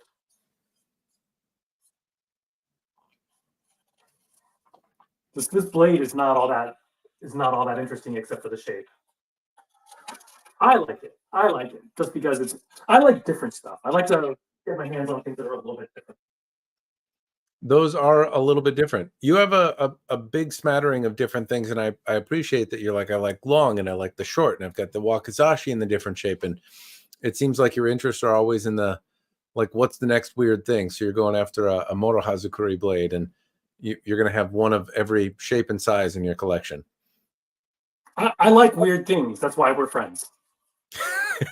I'm a weird thing. That was the joke. That's true. My wife was talking to my daughter around me like I wasn't listening, and she was like, "Your dad is the weirdest man I know." Wow. Someone's asking if I've ever had. Have you talked to Mike Yamasaki before from Pawn Stars? No, I think I bought things from him, but not spoken to him directly. Okay. No, I've talked to him before. Yeah, good guy. Still need to test the dynamics of the heavy Koshisori blade like that. I suppose I haven't done a weapon dynamics computer on any Koshisori blades. I've almost stopped doing any kind of weapon dynamics. Is that what you're asking, Deltrex? Koshisori, we've cut with them. We actually have a Rurouni Kenshin, the Hitokiri Batosai. If you've watched Rurouni Kenshin, It has a really deep curve in the handle. Mark explained it. I just swung the sword and it's like, oh, that cuts really well. Mark was like, oh, I can tell because Mark is like, he thinks about these things. He's like, oh, I can see the leverage here because it has that curve. So we have cut with the Koshitori style swords, and they cut amazingly. They really cut nicely.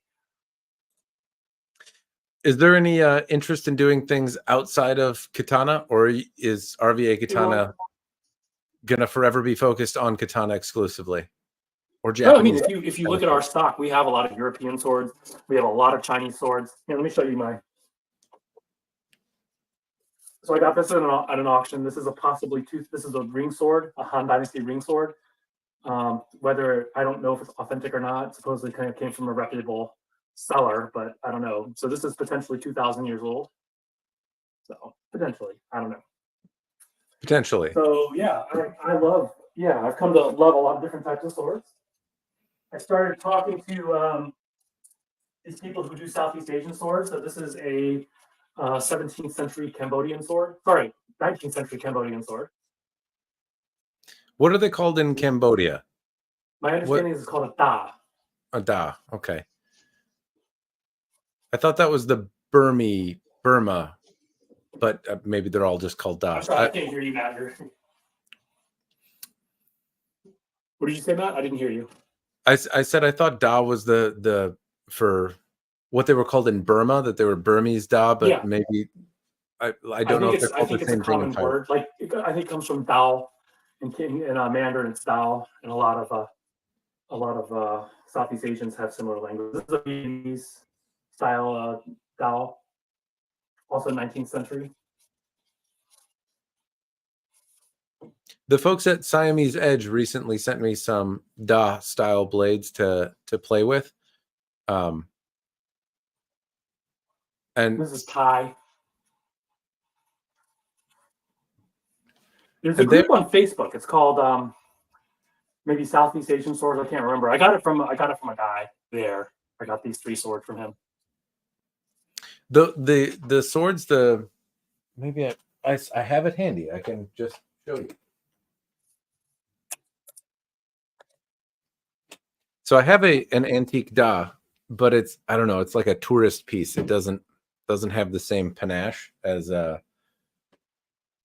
some of the better made pieces. But these things from Siamese Edge just kind of make me smile, and I really.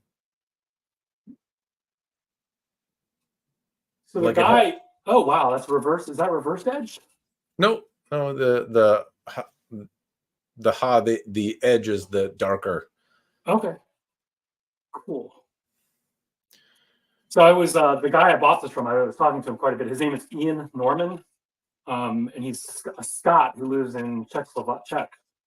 And he was saying that there were a lot of Japanese swordsmiths who were in Southeast Asia during the 19th century, and so you do see some influences of Japanese sword making there. Oh, Scott's here. Hey, Scott.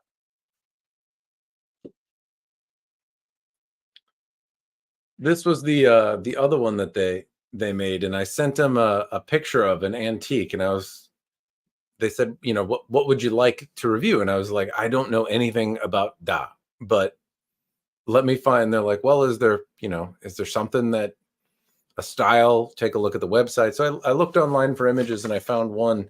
This looks, in fairness, quite a bit different than the picture that I sent, but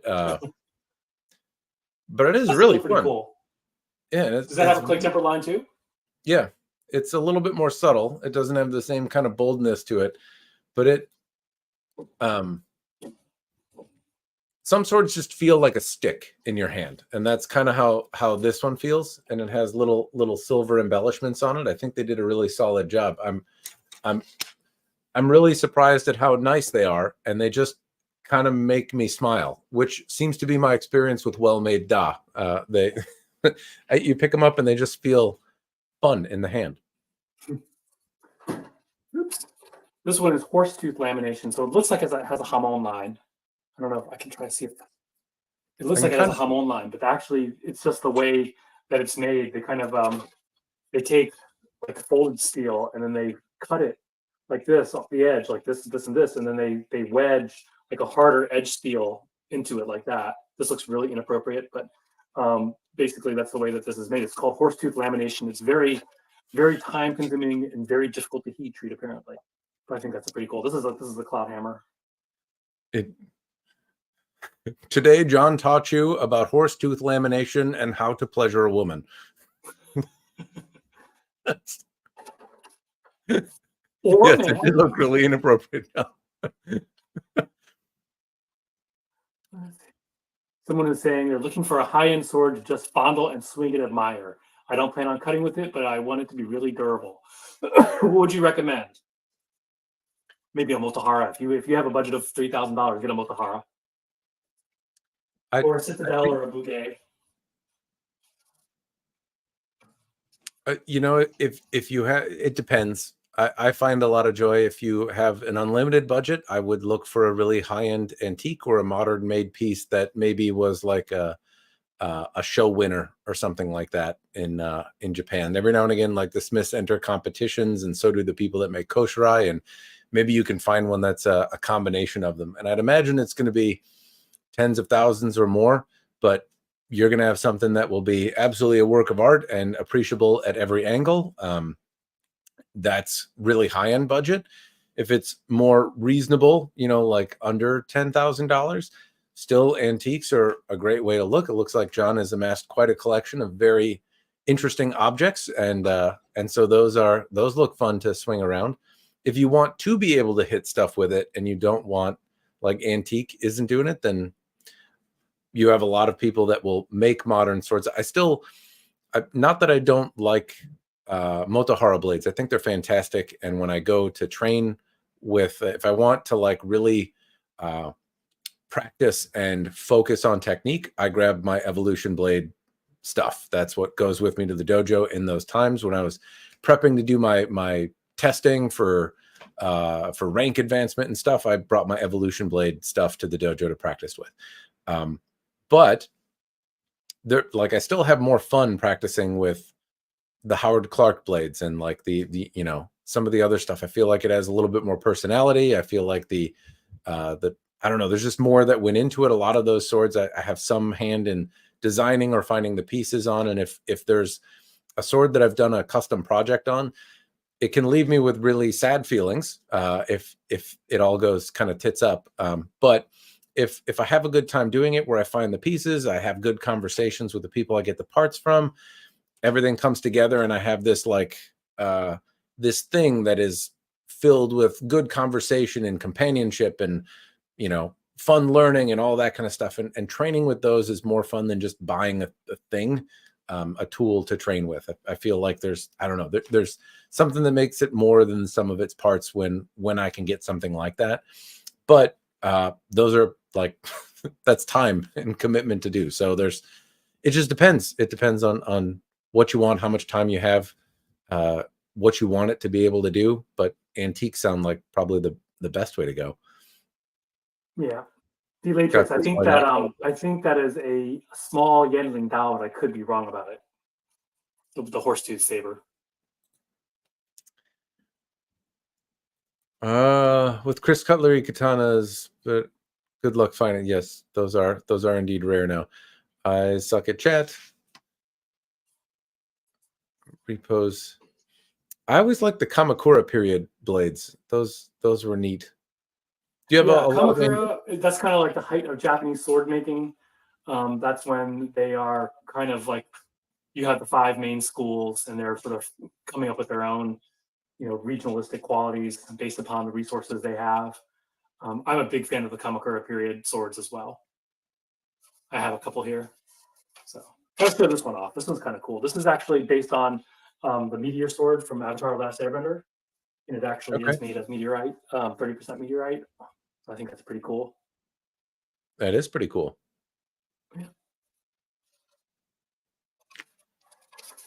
Yeah. Bottom line is, yeah, have much more than katana. That's kind of what we have most of, because that's what most people know about. But we have a lot of people. They come in, like, it's payday. They come in, they're going to buy a katana, but then they fall. They see a Chinese sword and they end up walking out with the doll because they think it looks so cool. So, is there a category of sword that you see is getting a lot more attention than you expected outside of katana? No, the Euro market is kind of hard to get into. We do, I mean, we're trying to help Cloudhammer with that, but it's kind of hard to break into. So yeah. Is it, at least the impression that I get from European sword buyers, not all, not that every sword made, like Albions aren't necessarily based off a one-for-one museum piece, but it does seem like there's a design element that goes in that it could be, it's got kind of a modern, perfect look, but they're not wildly out of place in terms of the dimensions for the type of sword that they're going after making. And it doesn't seem like katanas have the same attention in that way. Not, not that they're ahistoric in proportionality, but maybe they blend in together with historic pieces better. But I see that as more of an important thing in the European sword community. Is it harder to research to figure out what to make? I personally have no hand in that. What we do, we get the stuff from Cast Iberia, but for most of, like, for example, the Cloud Hammers, they have this big German client that gives them specifications. They make them, and then we get runoffs. It's like they usually Cloud Hammer will make extra just in case they have QC issues, and whatever they have extra, we'll go and pick up. So Weird. I don't know enough about the design. I have zero input into the design.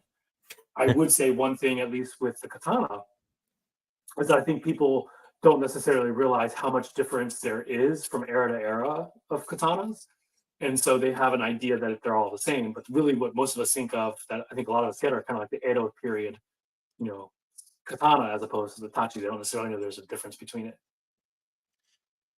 Yeah, there is a fair amount of change, and I agree that that's kind of a misconception or something that doesn't get attention or is outright just misinformation here and there. But in fairness, like the katana seems like it has an evolution that I equate almost to like a Porsche, right? Like if you look at the way they got this idea that they did it perfect the first time, and now they're just iterating on making that design better.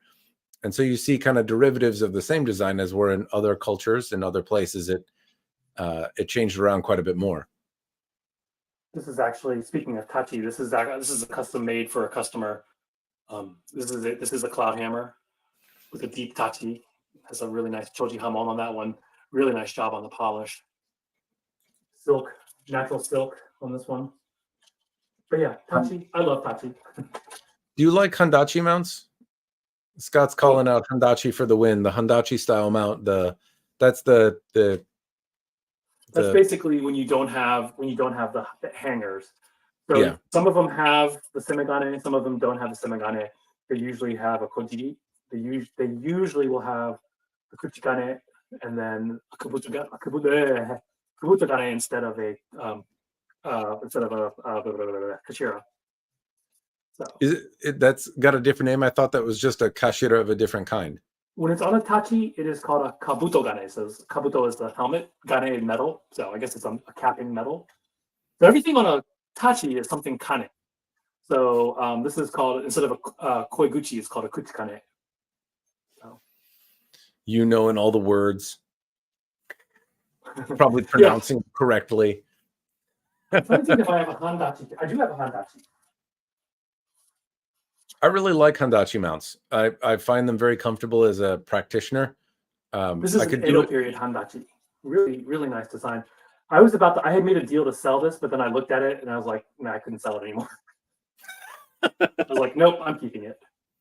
How much? So you can how see often here, does that this happen? one does not have hangers. It does have the kurigata there instead of the ashi. How often does that happen where you're like, all right, I'll sell it? No, I can't. make a deal and then back out. It's happened twice. And it's with these two big tachi I have here. So those particular handachi fittings go to this sword. And Tanobe Sensei, he's like one of the foremost experts in Japanese swords. He said that this is a kahin, or a very precious sword. And I thought about it and then I was admiring it. And I was like, no, I can't. The main thing was that this one has a bohi and a sohi and a bohi. So it's just like, you don't really see this very often in a Shinogi Zukuri sword. And so that, and the fact it's a Bizen sword and it's like 650 years old, I just changed my mind. It's like, no, I can't part with this sword. Are there others that you couldn't sell that are just I in the mean, collection forever? technically they all belong to the business, so technically I should be able to sell them all, but will I sell them? That's a whole other story. So pretty much I would say anything on this, anything that's in this area right here, I would not sell for the That's present moment. that's your Ask me again in the preference. future. So so the unfortunate happens. Your family's out of the house, but it's burning down. You're gonna tree trunk those swords and get the hell out. Exactly. Forget the Okay. kids. That's your Yeah. family doesn't even have to be out. They got legs. Well, I have an 18-year-old and a 20-year-old, so they're totally fine on their own. Fair enough. Here's I actually something pretty interesting. So the whole idea of people talk about the Totanuki and as if it's a profile of a sword, but Totanuki is an entire lineage of swordsmiths, and this is the Totanuki. This was made by the Totanuki school, and as you can see, it's completely straight. It's enormous. It's a super wide. Like most Totanuki are, no matter what kind they are, they tend to be wide, buff swords, and so you can see this one is quite wide, quite buff, but it's also straight. So. that's a nice Zatoichi for a giant for a very large Zatoichi Yeah. on steroids. The Zatoichi swords are like the ones that you usually get are really, the blades are fairly narrow. That one's like super wide. Yeah, you'd have to, if you Zatoichi went to the was pumping some iron, buffed up a little bit, could handle the Datanuki style Zatoichi sword. The are there any swords in buying antiques where you've made a horrible mistake and way overpaid for things, or gotten fakes, or have had some poor experiences buying antiques? Yes, yes, and yes. The first antique sword I got was a Wakizashi, and I got taken for a ride with that. I paid way more than it was worth. At the time, that was the first one I'd ever gotten. And I just kind of like, the guy gave me the sob story about how he needed dental work done. And, it was a beautiful sword. It was a really nice sword, but it was probably easily $2,000 more. I paid probably $2,000 more than it was worth. So that was probably the worst. There was one, I got it on eBay actually. There was a Tachi, because I like Tachi. It looked really good in the pictures, but then when I got it in hand, I could tell it was a Longshan fake. Like, I should say the blade looked like it came from Longshan. The fittings I couldn't put my finger on. I was like, they weren't Japanese, but they weren't. I was talking to Ray Singer, who's one of the the big names in the antique swords, and I was like, in the Longshan, they wouldn't make the effort to make these fittings. These fittings are just too. They would not make these fittings in Longshan. So they're not from Longshan. So I don't know where they were from, but they were not Japanese. So when I had it in hand, I could tell, but in pictures, I couldn't tell. So I returned it. I complained on eBay, returned it, and was able to get my money back. Have you invested in any kind of custom projects or had any work done on any of the swords you've had? So that one Eku that I have, I'm getting the blade polished by Christopher Osborne. It's not a very valuable blade, but I like it to be prettier. I'm in his queue right now. Also, the fittings for that too are currently being done. I have a possibly 1,000-year-old Nami no Hira sword that Ryan Matthews has on hand right now. He's supposed to wrap it. It didn't come with wrap, and so he's supposed to wrap it. But considering the hurricane nailed him pretty hard, I'm not going to hold him to like any tight timelines. He's on right now too. So I've had a few projects that I've done where I found myself rather underwater after they were finished, and depending on the sword, my people ask about like the bamboo mat that I have, because I've probably spent, this is in yesterday's money when it was worth more, but I have probably like $1,500 into the mount ish, somewhere in there. It's hard to remember exactly, but between the pieces and having it all rewrapped and done, that's probably about what I have into it.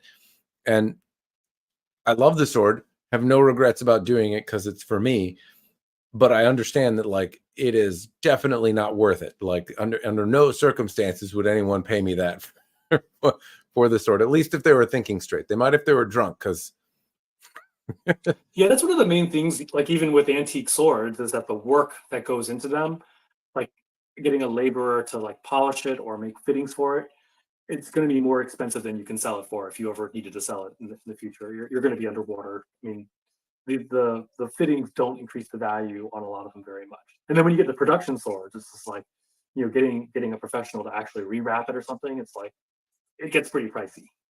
It does. Have you had any? Someone was saying about the Efu and Kazari Dachi. I don't have them here. They're at the shop. Polymer Sukakor. I have not. You will be getting one. So Oh. your 56 HRC S5 will have a polymer Sukakor. That'll be fun to see how it rattles apart or not. Have you? We only cut mats in bamboo, so I personally couldn't tell a difference. On paper, it's supposed to absorb shock better, but you've never brought it out there and just done some really dumb stuff with the sword, John? You never? Oh, I have. I should have done it with that sword, but I don't know why we didn't end up doing that. Well, if you send me a sword, to break, you've got a yard to smash things in. I don't have the Onimaru Tachi. We don't have one on hand right now. We sold the one. Says someone's asking a question.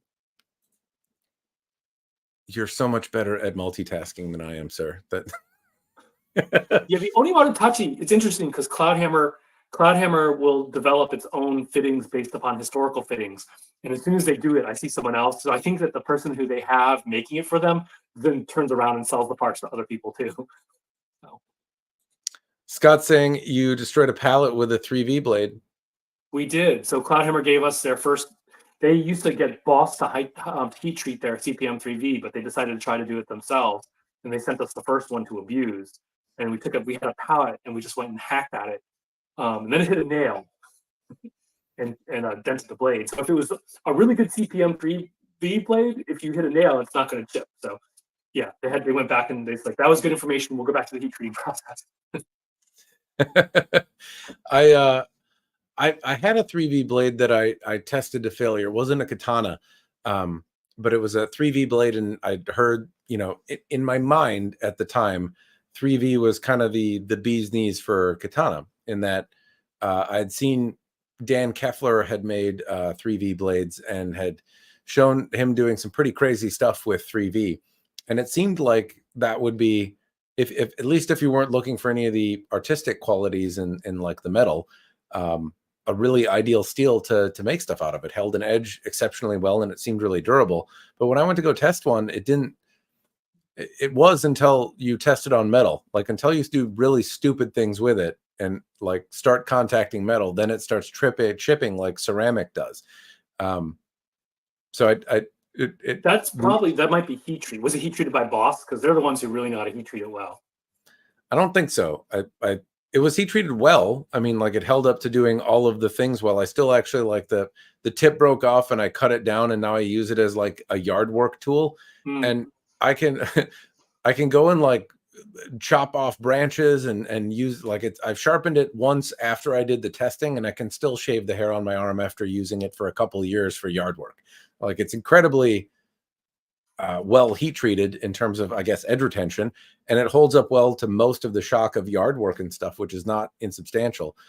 But when I was testing it on metal targets, that's where it degraded exceptionally quickly and didn't stand up at all.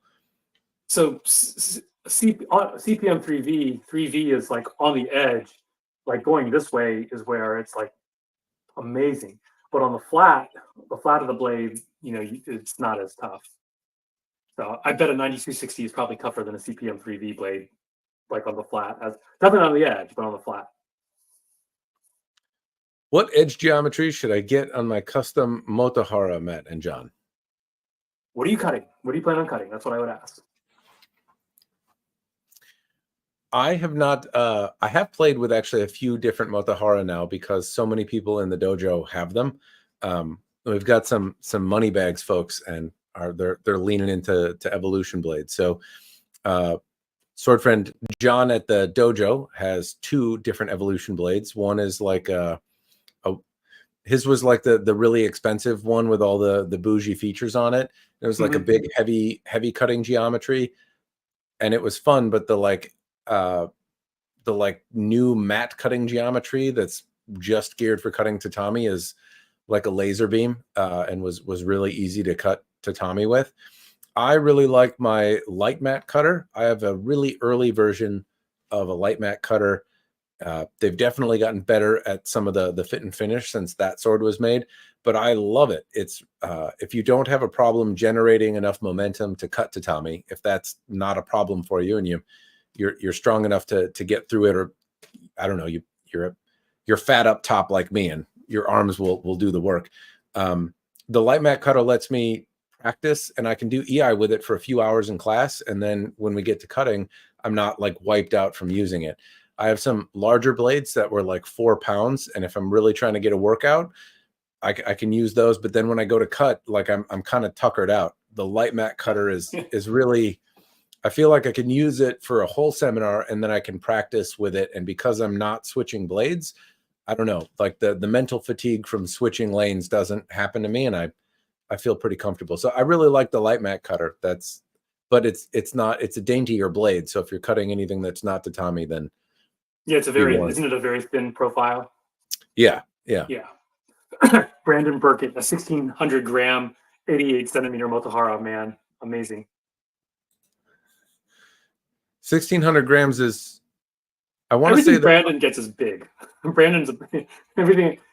I think he said at one time, between he and I, we probably have like half of the really big Nihonto in the US right now. There was a third, like an O-Katana that was up on Sword Buyer's Guide some years ago from Evolution Blade, and it looked really nice. And I, in retrospect, kind of wish I had bought it. The only complaint I'd have about my light mat cutter is that it's a little too short for me. I wish I had something a little bit longer. I enjoy usually like a 31 or a 32-inch blade. 30 to 32 inches is forces me to use my hips, and so I've kind of I lean towards those if I have the option to train with one. We're not going to take your words out of context and post it online somewhere. I enjoy a 32-inch in my butt. Don't take it out of context. When I use my hips, it's really the thrust of freedom right in there. Just yeah. All right. Delicate blade geometries, S7 to bring them up to moderate durability. Delicate thin blade geometries. Oh, so actually, yeah, we are gonna do a Hirozukuri. So thinner geometry there. But it'll be made of SX105V and not S7 or S5. There was a daintier Hirozukuri blade that I got to play with not too long ago. And it was really, really fun. It's a S5 blade from Shadow Dancer, and the Hirozukuri blade that they made is just like it feels like a stick in your hand. It's like, it almost feels like a toy, but it cuts like a laser beam. It's fantastic. If you can make the Dragon King Modern, which is also a Hira, and that was also it is a really nice cutter. Yeah. Are there other funny stories from RVA Katana between having your YouTube channel is up to like 100,000 subscribers? You're selling hundreds of swords a month. You also streamed between multiple platforms. You have to have some funny stories to share with us from the. We have tons of funny stories, but I'd have to think. So Scott, I think Scott is on here. Maybe he can post them all while I try to think about the answer to that. So, yeah, Scott, funny stories. We need funny stories. I can't think of any. I just know there are things that we laugh about all the time, just like especially like customers doing stupid shit or saying stupid things, or I think social media is one of those things where a lot of our short videos we do a lot of short form, and oftentimes when we do a short form video, people comment on it, and it helps us create more content, because they'll say something and it's like, okay, well, we have to clarify this, or this person is totally wrong and we have to correct this somewhere. So we do a lot of that, and it usually leads to some people say the funniest the stupidest things makes us laugh. But Scott, let's see, what does Scott say here? Oh, okay.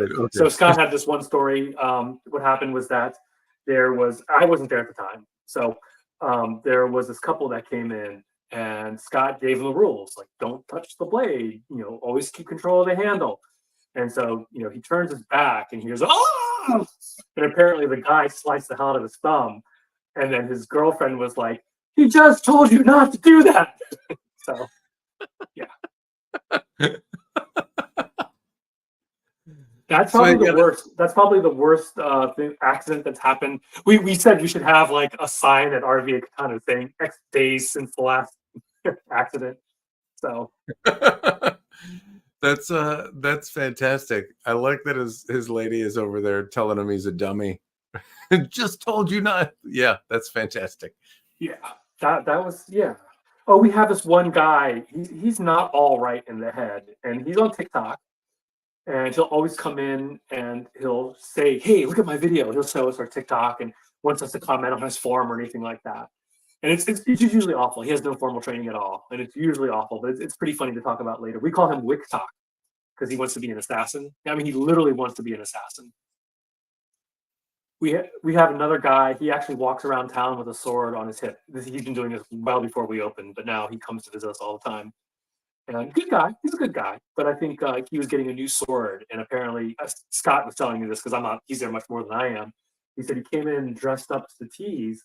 You know, was looking really nice, and he came to pick up a sword. And apparently, he's going to go on a date with his new sword. I was like, okay. So He's going on a date with his new sword, as in, like, I'm bringing my new sword on a date, or I'm going on a date with my sword, as I'm gonna fuck that sword. he's taking his sword out on a date. So, Okay, yeah. I can respect that. Hey. You just pound out the Makugi, and then, okay, all right. We have 4 customers who walk in with swords on their hip. 4 customers, not just one, John. Yeah, we have a lot of regulars who come in, and sometimes some will be carrying. They'll be packing. So a lot of people take it seriously, take themselves very seriously. Yeah, and they're very serious about it. They're like, no, yes. I'm a serious person with my serious sword is their weapon of choice. That's how they're going to defend themselves.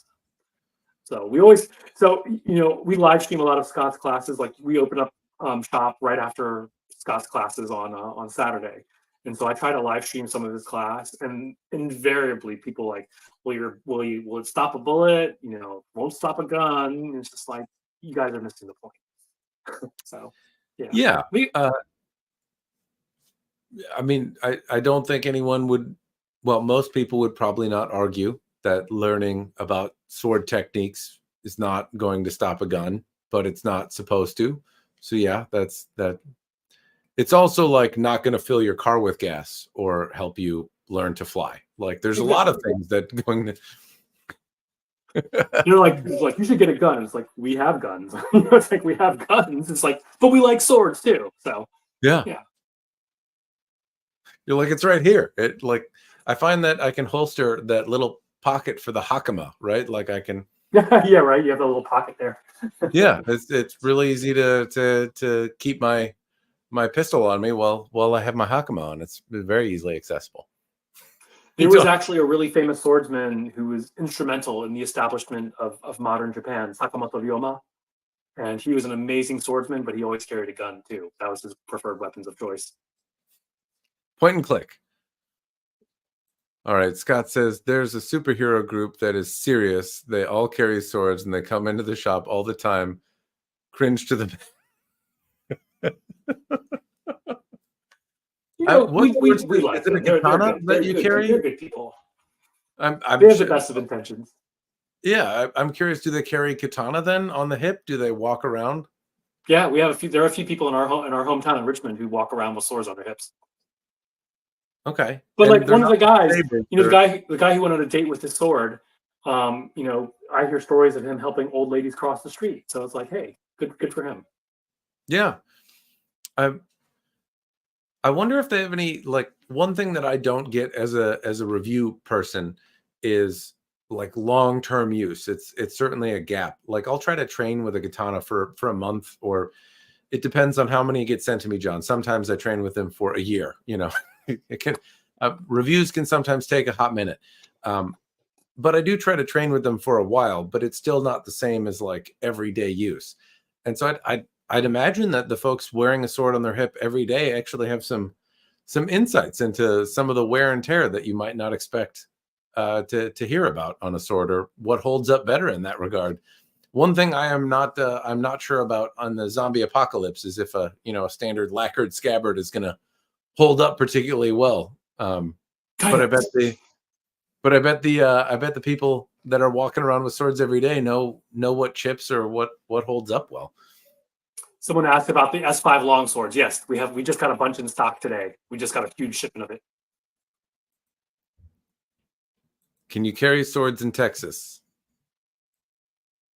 Yes, but they have to be big. I don't know. I just don't. That's not legal advice. Sorry. Nothing Matt says is to be construed as legal advice. Got a question about swords on your side. If you don't mind. Oh, that's for Scott. I'm confused about chat. Sword class, great self-defense, but some of the biggest threats to guys in their 20s and 40s. Exercise against heart failure, socialization. Heck yeah, Free State Fellow. Yeah. That's definitely the case. I mean, this is what we usually tell people is like, if you are enjoying a skill and developing a skill, like why make fun of someone for it? I mean, they're becoming a better person. They're learning a skill. They're enjoying themselves. They're happy. So if the pandemic taught me anything, it's not to be so judgmental. I'm totally judgmental, but I usually keep quiet about it now. I found that martial arts in particular I've done it for different reasons at different points in my life. And I think I've mentioned this before, but like when I was a kid, it was like, I want to be able to be a ninja, right? Like I want to be a tough guy. I want to be able to kick ass and take names and chew bubble gum or whatever. And then you join martial arts and you're like, oh, I just got the shit kicked out of me by somebody half my size. Humility becomes introduced pretty quickly. And you learn, but you kind of learn that like the tough guy fantasy is probably, at least it wasn't for me. Later then, there's a toolbox, right? Like I want to be able to defend myself. I want to be capable, but I also like want to exercise and get out and move around. And that was nice. And then later in life, like it's kind of to disconnect from things. There's community that's been present throughout it. Like every martial arts group usually is a like-minded group of people that are usually interested in social with one another. So that social aspect is pleasant. But now I find that I study martial arts to kind of like take myself away from work. If you're really focusing on how not to cut yourself with a 4-foot razor blade and dance with it correctly, you really, really try not to, like, I'm not thinking about spreadsheets or work or like, if I have to do the dishes, I am very focused on not hurting myself. And so that is really useful now, more than it ever used to be. Like when you're young and flexible and good and like everything doesn't hurt, you have one thing. But then as you get older, like having a good stretch really feels nice in a way. You're mid-40s, right? If I remember correctly. Yes, I'm in the 40s. Still a youngin'. Still a youngin'. Yeah, that's just because I hang out with older people. I'm always the young guy. But no, I do find that it's hey Ray, it's different, and you're right. Why dog on somebody for having a good old time? But yeah, the social aspect and lots of other things like martial arts can be very meditative, very easy to disconnect from things and focus on what you're doing. It's just different things at different times. I don't know what it'll be in 10 years, but that's what it's doing for me today. What's the next sword you'll be testing? I have a review on some Yari no Hanzo blades that'll come out probably Sunday. And then I'm working on a Black Myth Wukong staff is what I'm doing right now. Where'd you get that from? Swordier. Okay. They have a near 20. A lot of people are making them right now. Yes, they have it's brass on both ends and nearly 20 pounds and a metal shaft, and it lights up. And yeah, and the thing is, I test swords primarily, so this is a little different. But I did ask them for it. I said like Black Myth Wukong is popular. They're making what appears to be a functional big ass staff. I understand that it's not. It's kind of like the Conan sword, right? Like it's a fantasy thing made to be wielded by a demigod or something. Not necessarily like I'm not expecting. Matt, you are a demigod.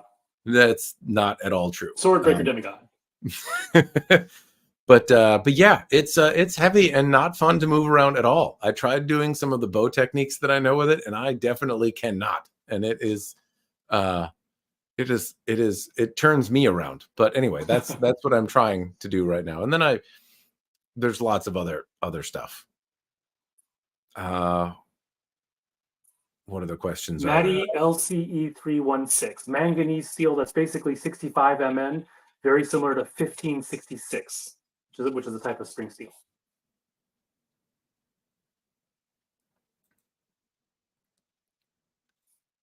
What kind of performance can you expect from it? Oh, missed the most important question. The ones that we've cut with have been pretty durable. They cut pretty nicely. We actually have a Tachi made of 65 Mn that we like to cut with. It has a very deep curve to it, and it's held up pretty well to cutting mats and bamboo. We don't do mat type of things with our swords, but standard Tameshigiri type of things we do. The Wukong Brick Beater 9000. Well, you'll have to watch the video, but it's not ideal for breaking bricks. There's some, yeah. You think I'll save my rant for the video. I'm still collecting my thoughts, but this is actually maybe a good chance with a group of people here. So if you were to buy a fantasy weapon from a video game or something like that, how much tolerance do you have for it not really being functional? Like it embodies the thing, but I personally want it at least minimally functional. It doesn't have to stand up to like the croquet stick of doom. No sword does. But I would want one that's full tang and sharp, made of a decent steel. Okay. And in the example of a Wukong staff, what things should I be able to do with said staff to be considered as, to what degree of functionality would you hope it would be? Bearing in mind that it's like 20 pounds. I think you should be able to let it turn into a hair that you could. Is that what I'm supposed to do? It definitely. Well, no, that's how he stores his staff. His staff is actually like one of his hair that will pop out into his staff. So. Yeah, it does not do that. It does not do that. So a 20-pound staff, yeah, I don't even know where to begin with that. So the reason I ask is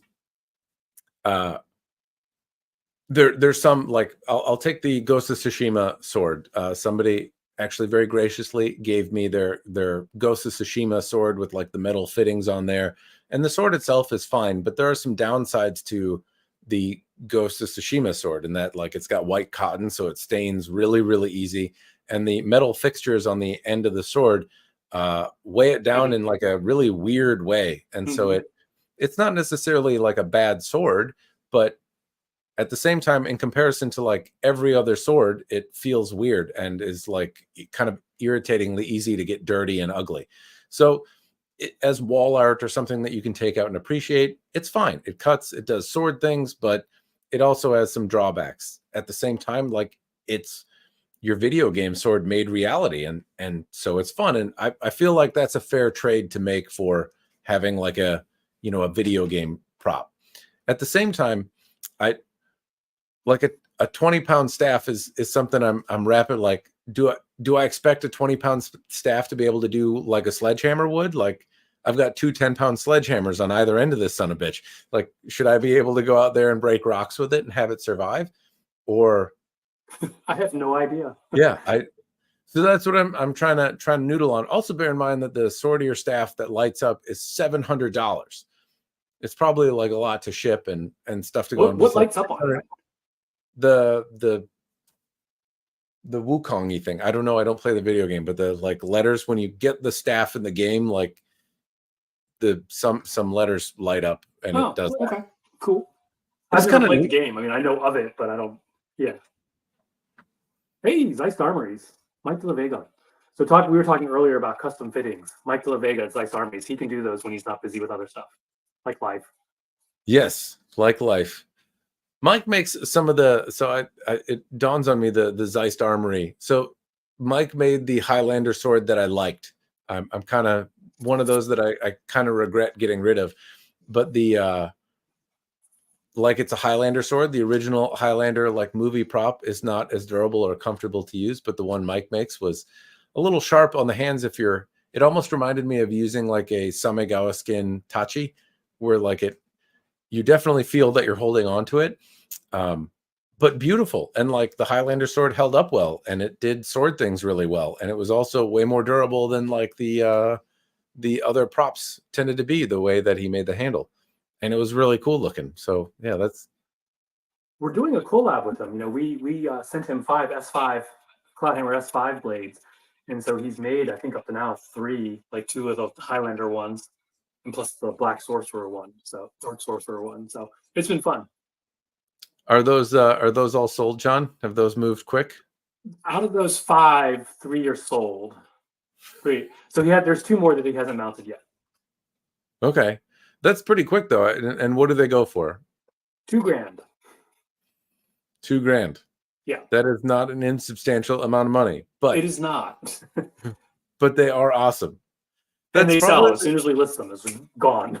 So yeah, but that's cool. Like that, and that's probably the closest thing to the the closest thing to a sword. Like if I was going to have a sword that I wanted to whack a concrete pillar with, it'd be like they do in the movie. Don't do that though. Don't do that. Well, I think part of it also to take into account, like with the cost especially, is that you're talking about, it's not like somebody in Longchen who is taking, you know, they acquire a blade, they get the wrap, they get everything, and they assemble it themselves from different, you know, buying it from different places. This is where Mike is going and working on each individual piece himself. This is, I mean, he's not one carving out little brass pieces, but he's still doing individual work on each piece. So it's definitely, when you get to that level, then yeah, it's going to cost more than if you just got, you know, I was parts. very impressed with his work. I thought it amazing. was great. Beer of choice, Matt Hewitt asks you. Beer of choice. I'm so bad at chat. I don't even know who's asking me about beer. Matt Hewitt, who likes Heian swords. Why can't I find beer of choice? This is the very bottom. There we go. There's a local company in Minnesota called Blackstack Brewing, and they make a beer. It's kind of their staple, called the 755 or the local 755. It's a hazy IPA. Really like that as like a general, in the mood for it just about any time. If I had one right now to drink on stream, I would. I do not though, because I drank it all, and I'm trying not to get more because I'm growing boobies. But I really like the 755 made from Blackstack. It's a hazy IPA. I don't mind hazy stuff. And they make a bunch of different, like sometimes double or triple dry hop varieties of that. It's getting to be kind of colder time though. So I had a really good Scotch ale a while ago from a local brewery. And I said, I'm going to have one beer and I want a kick in the teeth. I want like a really intense flavor and I want it to be strong. And so the owner of the brewery gave me this Scotch ale, and I've been kind of jonesing for another one ever since. There's also a brewery called Forager, and I'm not super familiar with them in Minnesota, but they make some of the most delicious stouts that I've ever had. A friend of mine had a 40th birthday party, and there was a bunch of beer from Forager there, and it was all like, I don't know. It tasted like I was getting drunk on clouds. It was wonderful. And so those are also a favorite. I like big Russian Imperial stouts. I used to make beer, and I would make a stout every year, a Russian Imperial stout, and it would take a year to not taste like gasoline as it kind of settled down. But like after you like shovel the driveway and you're like cold but sweating at the same time, having a big stout, pint of like really intense 20% alcohol, you know, like goes down like molasses, is just so wonderful. I don't drink much anymore myself. It goes right to the midsection. I'm at this age where if I look at a beer, I'll gain like 3 pounds. So I love the taste of beer, but I don't really drink it anymore. That is not a bad thing. I definitely slimmed down when I stopped drinking entirely. It trims the waistline quite a bit, but I don't I take intermittent breaks from it, but now I just kind of go slow. Today I got some scotch. There was a scotch sampler at Costco, and I'm on the third of 4 bottles of these little teeny guys. And this lowland single malt was not bad, but honestly, like not recommend if you find the sampler pack at Costco. I'm not overly impressed with it. Someone's asking, silk or leather wrap? Yes. Do you have a preference for one? No. I mean, I love Cloudhammer leather. If I'm gonna, well, let's just say if it's gonna be leather, I want Cloudhammer leather. But silk, I used to be kind of like, oh, those silk people are snobs. But after handling silk, it is really soft in hand. I do like silk quite a bit. Have you ever had the Loman tsunami? No, I have not. That was I don't know what's going on. Their website apparently. Fred Loman died. His son gave up he's not doing it anymore. Well, I believe his son passed away. So his really? son took over, and then his son passed away. I think I could be wrong on that. I didn't hear that. I heard he just shut everything down. And now, like, his other son, I think, is working on like shutting stuff down. But he used to get Tsunami Ito, and that stuff was I really liked it. Here's a question: Cold steel. What's your opinion on cold steel? I'll let John, even though they're asking me out. John, do you have thoughts on cold steel? I've only ever handled one cold steel before, and it was just like, eh. I found them to be too heavy, and the QC to be kind of mediocre. I don't generally mind the design inherently. They're like a little wider blade. They tend to be at least reasonably robust. They were, pardon me, through hardened blades that were wider, and I liked the theme that they chose for most of the swords. I just like a lot of them that I've had different problems, either dull or cracked ska or obnoxiously heavy.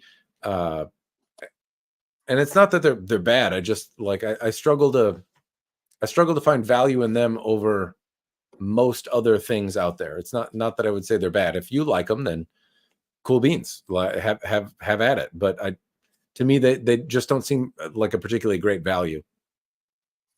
I think once upon a time, you didn't have a whole lot of choices, and so, but now there's so many people making swords. You're not stuck with cold steel or Hanwei. You have a lot more choices.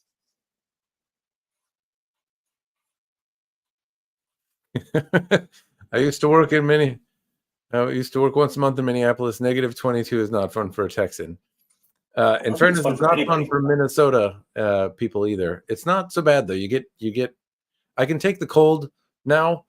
Well, I guess I can take the cold as long as I remember, because I was born in Minnesota and have lived here the bulk of my life. I spent some time overseas, but oddly in colder places than Minnesota. So, yeah, I don't mind it. But when I go to somewhere warm and it's 100 degrees outside, I basically look like I fell in the ocean all day long. So if you come visit us in Virginia, don't do it during the summer, because that's about what we get. Yeah, 100 degrees all day long. That's what it feels like sometimes. Scott, do you agree? Does it, like, when you... Yes, he always talks about how Matt Jensen calls it jacket leather and how he agrees with it. Okay, yeah, that's what it reminded me of. It almost looks like somebody was like, I'm going to strip down this lazy boy and turn it into a sword handle, like it. But at the same time, it's tight and comfortable. So I think I have the pieces from the one that I broke. Like, it didn't come untied. The diamonds didn't come like off on the last sword that I bought, or the last sword that you sent me from Cloudhammer that I tested. The Kashra came off, which is not super surprising, but the Ito is still tight on it, even though like the Kashra came off. So yeah, Cloudhammer, I think they've changed the way they are doing their wood cord ska. So now they're like dipping them in a lacquer and pulling them out to try to tighten, make it a little more water resistant, because they did definitely deal with issues of like loose fuchi, loose kashira, because of the wood, contracting and expanding. So that was one of the things that they improved on, I think, over the last couple iterations. But so yeah, the kashira coming off does not surprise me. It pisses me off, but it doesn't surprise me. The wrap still being tight, that doesn't surprise me either. Scott says he quotes me daily. Scott, I would encourage when children come into the store, the quote you can give me now is, "I will man punch you in the fucking face." That's the new quote that Scott would say that too. Scott hates kids. He refers to them as crotch goblins. That's fair. I call them screaming poop machines. That's pretty accurate as well. Yeah, that's the screaming poop machine is there's a phase basically until 4 they're a screaming poop machine, and you're biologically wired not to murder them because brain reasons. Man punches 5. No, I don't think you can charge for it. You just get them for free with bad behavior. Do we ship to Australia? Yes, but if you live in Victoria, you need a permit of some sort. But we do ship to Australia. What do you think of Sino Jeku swords? I recall you reviewed a number of the swords a years back. Have you had any, John?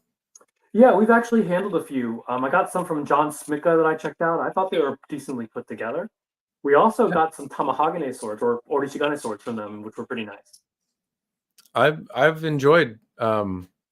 It's a little different now. So one of the first swords that I tested from them was this sword they had me design, and I asked them more or less for like a bunch of weird stuff, just so that while I was putting it on camera, I could show all of the different variations. It wasn't like a useful design. It was like a sample with all of the options checked. So like one bohie on one side, a different bohie on the other side, not things that you would conventionally do. But they did all of these weird things, and I thought made a very feature-rich, relatively well-made sword for like $300. Mm-hmm. And so the thing I'd say about them is they tend to give you a lot for the money, but in comparison, I haven't found them to be as strong as, say, the Cloudhammer examples that I've tested. I haven't found them to be as nipped and tucked as the Shadow Dancer options that I've tested. But they do tend to be very economical for the amount of fittings or the amount of features that you pack into a sword. So if you wanted something that was laminated and folded and had a polish that showed off those features, and that you picked all the custom fittings on and had a scabbard that had, Samegawa features on it, and like all of these things that would normally cost, potentially more money, they seem to do a pretty good job of delivering those reasonably well for not a lot of money. But at the same time, maybe not spit shined as much as some other folks do. Yeah, I'm not super picky myself about like fit and finish. Is like ledges. Like when I'm using a sword, a ledge doesn't bother me at all. So there are things that I don't necessarily. I pay more attention to them just because I've learned from the great Matt Jensen. But prior to that, I didn't necessarily think about them a whole lot. But I do remember that the Sino sword J-Crews I handled all were pretty good in that regard. And most of us aren't doing Matt Jensen type of things to our swords. So, in fairness, you see the Matt Jensen that whacks the croquet stake of doom, and that asshole gets all the attention. But other Matt Jensen is practicing in the yard off camera and going to class and swinging swords like a normal human. I don't break swords. I do a lot, actually. That's not true. I break them all the time. But I also use them lovingly and normally. Keep telling yourself that. Most of us aren't doing Matt Jensen things. The majority of Matt Jensen things are normal shit. Just I guess the only Matt Jensen things we see are the ones that are on camera that entertain us. Yes, that is fair. Those Matt Jensen. But I have, I don't break every sword. In fairness, I do usually do some element of stupid shit with it, though. So that's fair. I deserve that. I get it. Okay. I mean, that's what you're famous for. That's like. That's in the zeitgeist. Matt Jensen is the sword breaker. He's the one who breaketh swords. Honestly, like I started doing that stuff. I did want to break swords initially because I hadn't done it and it looked fun, and I thought it might be educational. It seemed pushing a sword to failure and going all the way and doing things with the sword that you wouldn't do with your own because obviously it will damage it is neat. Like there's an element of fun that can be had there. But once you've done it a couple times, like it's not, it's like that fun element, that twinkle is not the same, right? So I kept doing it because it felt really weird to get samples and then have something of value at the end. I was like, what am I going to do with this sword? And it just didn't dawn on me that like, oh, I could keep it and use it in another video. But eventually 10 years later, I got over it a little bit, and now I don't break everything. I just break most. Did you get like your first following because you were breaking swords? Was that pretty much what helped you build your following? No.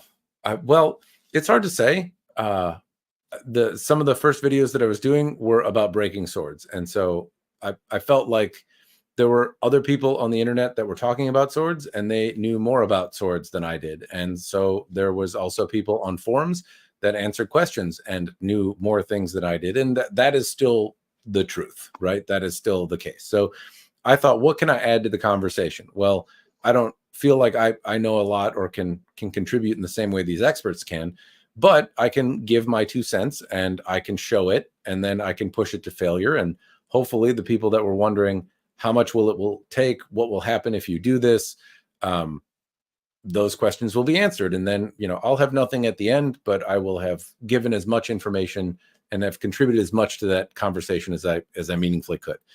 So yeah, I mean, I guess people got a lot of sword breaking initially, but no, I honestly don't know why people started. Like, have you ever gone back and watched some of your first content, John? Because it's like, I really struggle watching my old videos. I'm a narcissist, so yes. Okay. No, I actually think about like our first one that we got big on YouTube. So the first on TikTok, we actually had a customer. We caught him on camera, like unsheathing, like it's basically a 65 mm Hanjian, and it had like these phoenixes engraved, and it's a really pretty sword. But he just went crazy. Oh my god, look at that! And that got like 2 million views, and that was like our first big thing on TikTok. That was our big break. And then a year later, we did a video bagging on Mini Katana. So Mini Katana put out something like a video, like informational video that was full of misinformation. And so that was our first big one on YouTube, was debunking misinformation from Mini Katana. So more power. I don't begrudge Mini Katana their success, but they aren't sword people to begin with. They're just kind of like they love swords. That's cool, great. They love swords, but they're not. They don't have the same background in swords as some of the other those who practice martial arts do.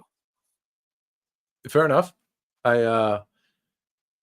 I'm trying to think of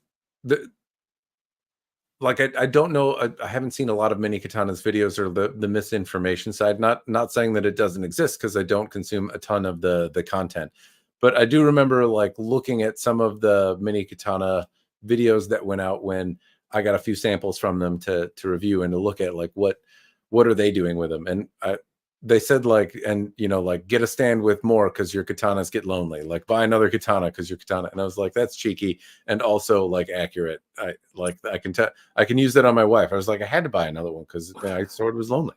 They do a lot of fun stuff. A lot of their videos are a lot of fun, but the issue comes that sometimes they will post things that are just completely historically wrong or something like that. And so yeah, one of the first things we did, I can't remember which one it was, but it was definitely debunking Mini Katana.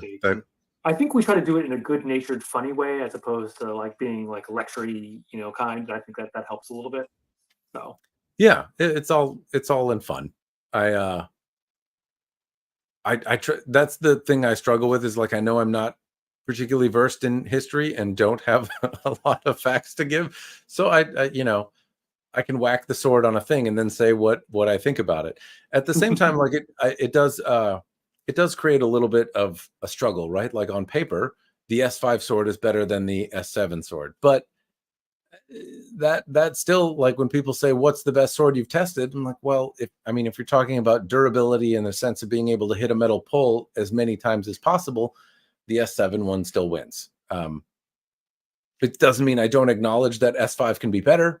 I can read, but hopefully we will send you a sample that'll prove it. Yes. Hopefully. Yeah, it's gonna be like really cold out by the time I do it, though, John.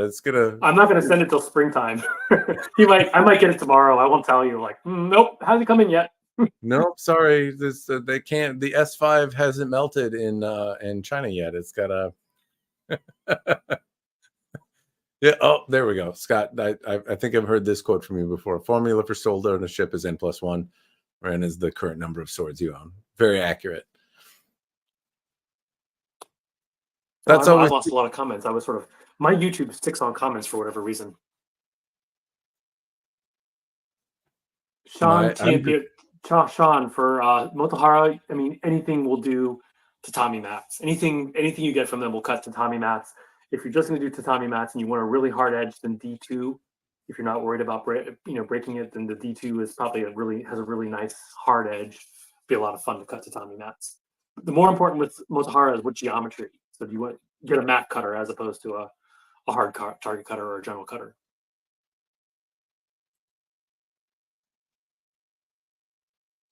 Are you gonna start selling any Compilon, John? Selling what? Compilon. It's a type of Filipino sword, and I like Compilon, and nobody makes them or sells them.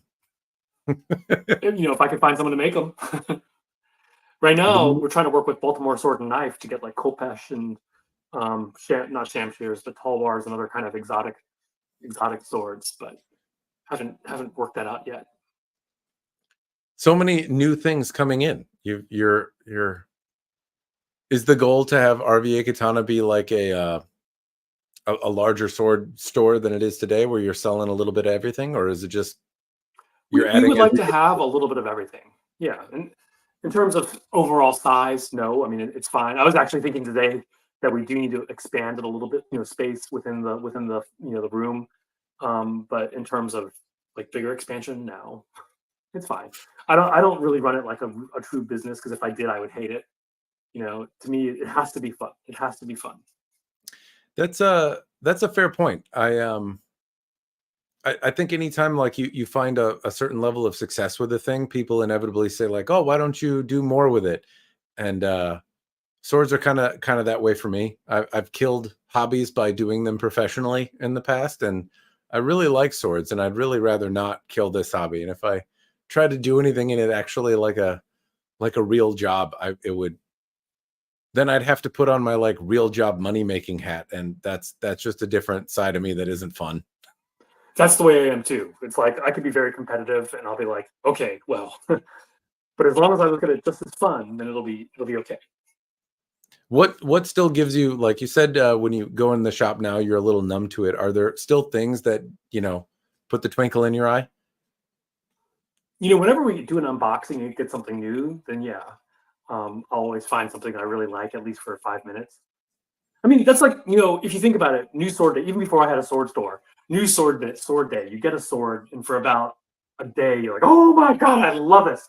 And then, that feeling sort of subsides. And it happened, the sword store, it just happens faster, because as as you unbox one thing, you'll unbox something just as cool right afterwards. So. New sword day is a very solid day. That's a good one. If you look back on some of the sword companies that aren't around anymore, are there any that you wish you could add to your collection or have in the store now?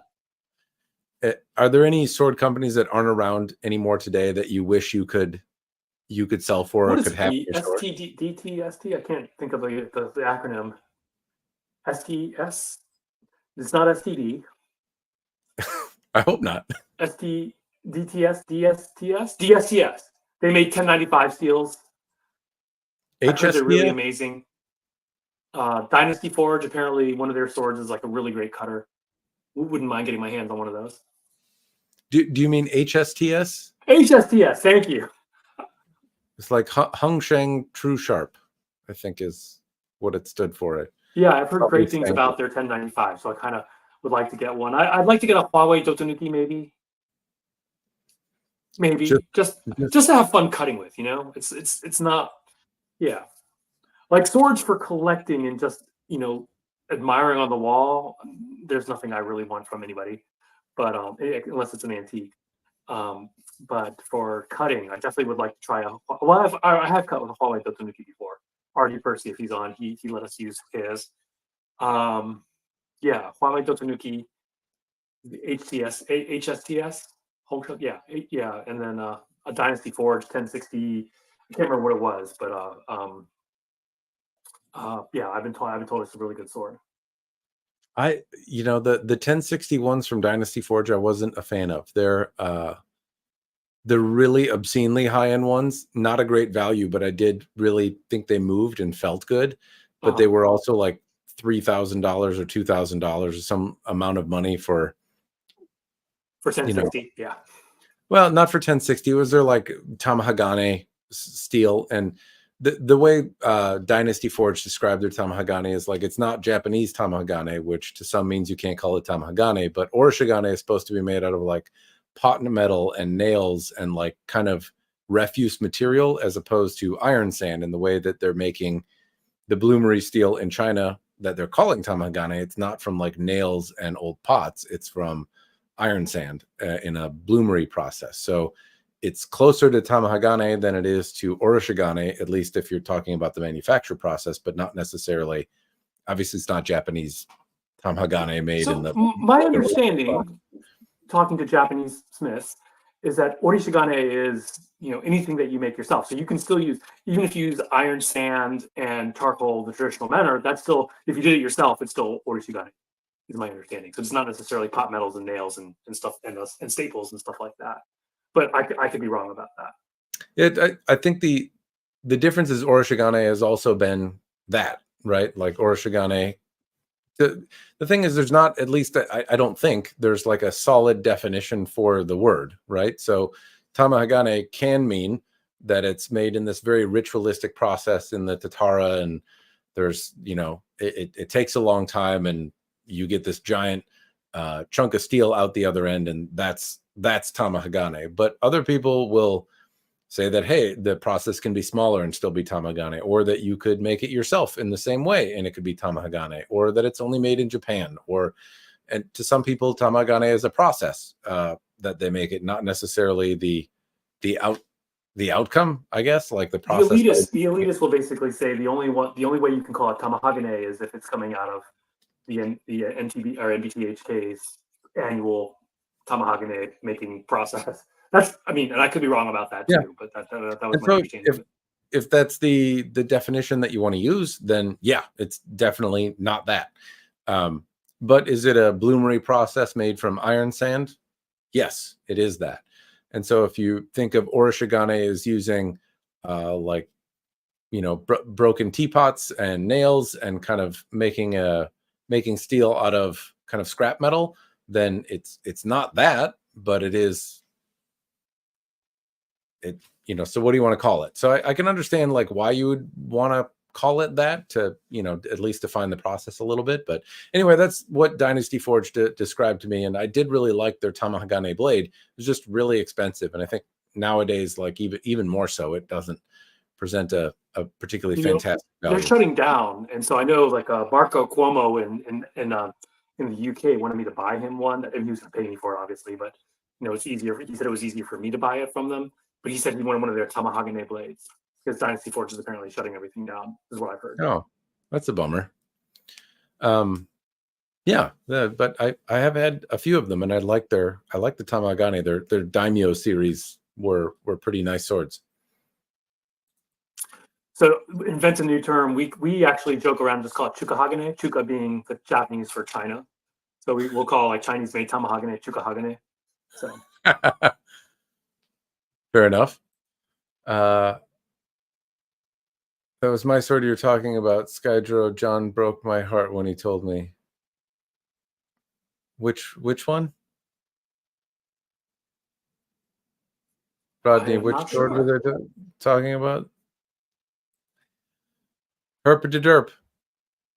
I'm not sure who Rodney Katana is, so unless Rodney Katana isn't Artie Percy, I don't think. Skydro? I've only handled a couple of Skydro swords. They came from John Smicka. He let us use his. I don't think we cut with him though. I like them. It does seem like they're a little bit behind schedule though. Seems to be the same thing with Huawei, where people are ordering and then struggling to get stuff out the other end. Not that I think they're ripping anyone off, but it does seem like they take their sweet time to make stuff. But we were in talks with them a while back about dealing their stuff, but then I don't know why we ended up not doing it. Don't remember. Well, I'd imagine if in the event that there's an Amazon distributor that's like, hey, I've got 300 swords that are not moving, and like you have a social media presence and a sword that sword store where people are coming to you looking for like new different things, that makes a lot of sense because there's a thing that isn't selling and then you can do that. But if you can't keep up on your orders now, unless there's some economy of scale that like you have to hit before you can, I don't know how that would help. It's kind of the same thing. Sometimes people say like, why don't you review one of these swords? And I'm like, they can't keep up with their orders. Why would they send like what?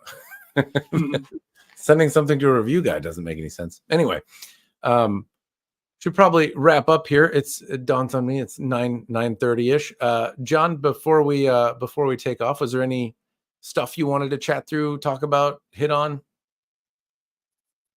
I'm good. Any sexual innuendos you want to throw out there, or Always. Yeah, did I think I'm already good. talk about Hanban? No, I don't think we did mention Hanban. I think I don't know if Hanban, I only had one. I have a two-handed Gen from them, which is a monster of a sword, and I have had a Tachi from them, which is pretty nice. But I don't know a whole lot about them. I do have one to review, and I played with a bronze sword from them recently. And generally, I can't say that I mind them, but I have a higher end sword from them that I haven't had before. I had a really base level one, and I liked it. I thought it was a good deal for $200, and now I have something that's closer to like $600, and so I'll get a chance to play with that. That's another one of those things I got to review. I should probably stop talking and get to reviewing. My monkey staff isn't going to review itself. There's a quote for Scott. Well, if it really was the monkey staff, it probably could review itself. Fair enough. Well, I'll have to dig that against it. I could say that it's not great because it doesn't turn into a hair and can't review itself. Other than that, it's 20 pounds of fantastic. All right. Well, thanks for having me on. It was tons of fun. Yeah, John, stick around for just a sec when I end the stream, and we'll recap for a minute. But to everyone that's joined, thank you very much for joining. John, thank you for hopping on the stream and shooting the shit with me for the better part of for more than 2 hours now. Yeah, talking swords. It's been fun conversation, and I've enjoyed hearing about owning a store and some of the nuances and fun stuff that you and Scott get up to over there. Thanks everyone for joining, and I will stream again at some point in the future. Peace Cheers. out.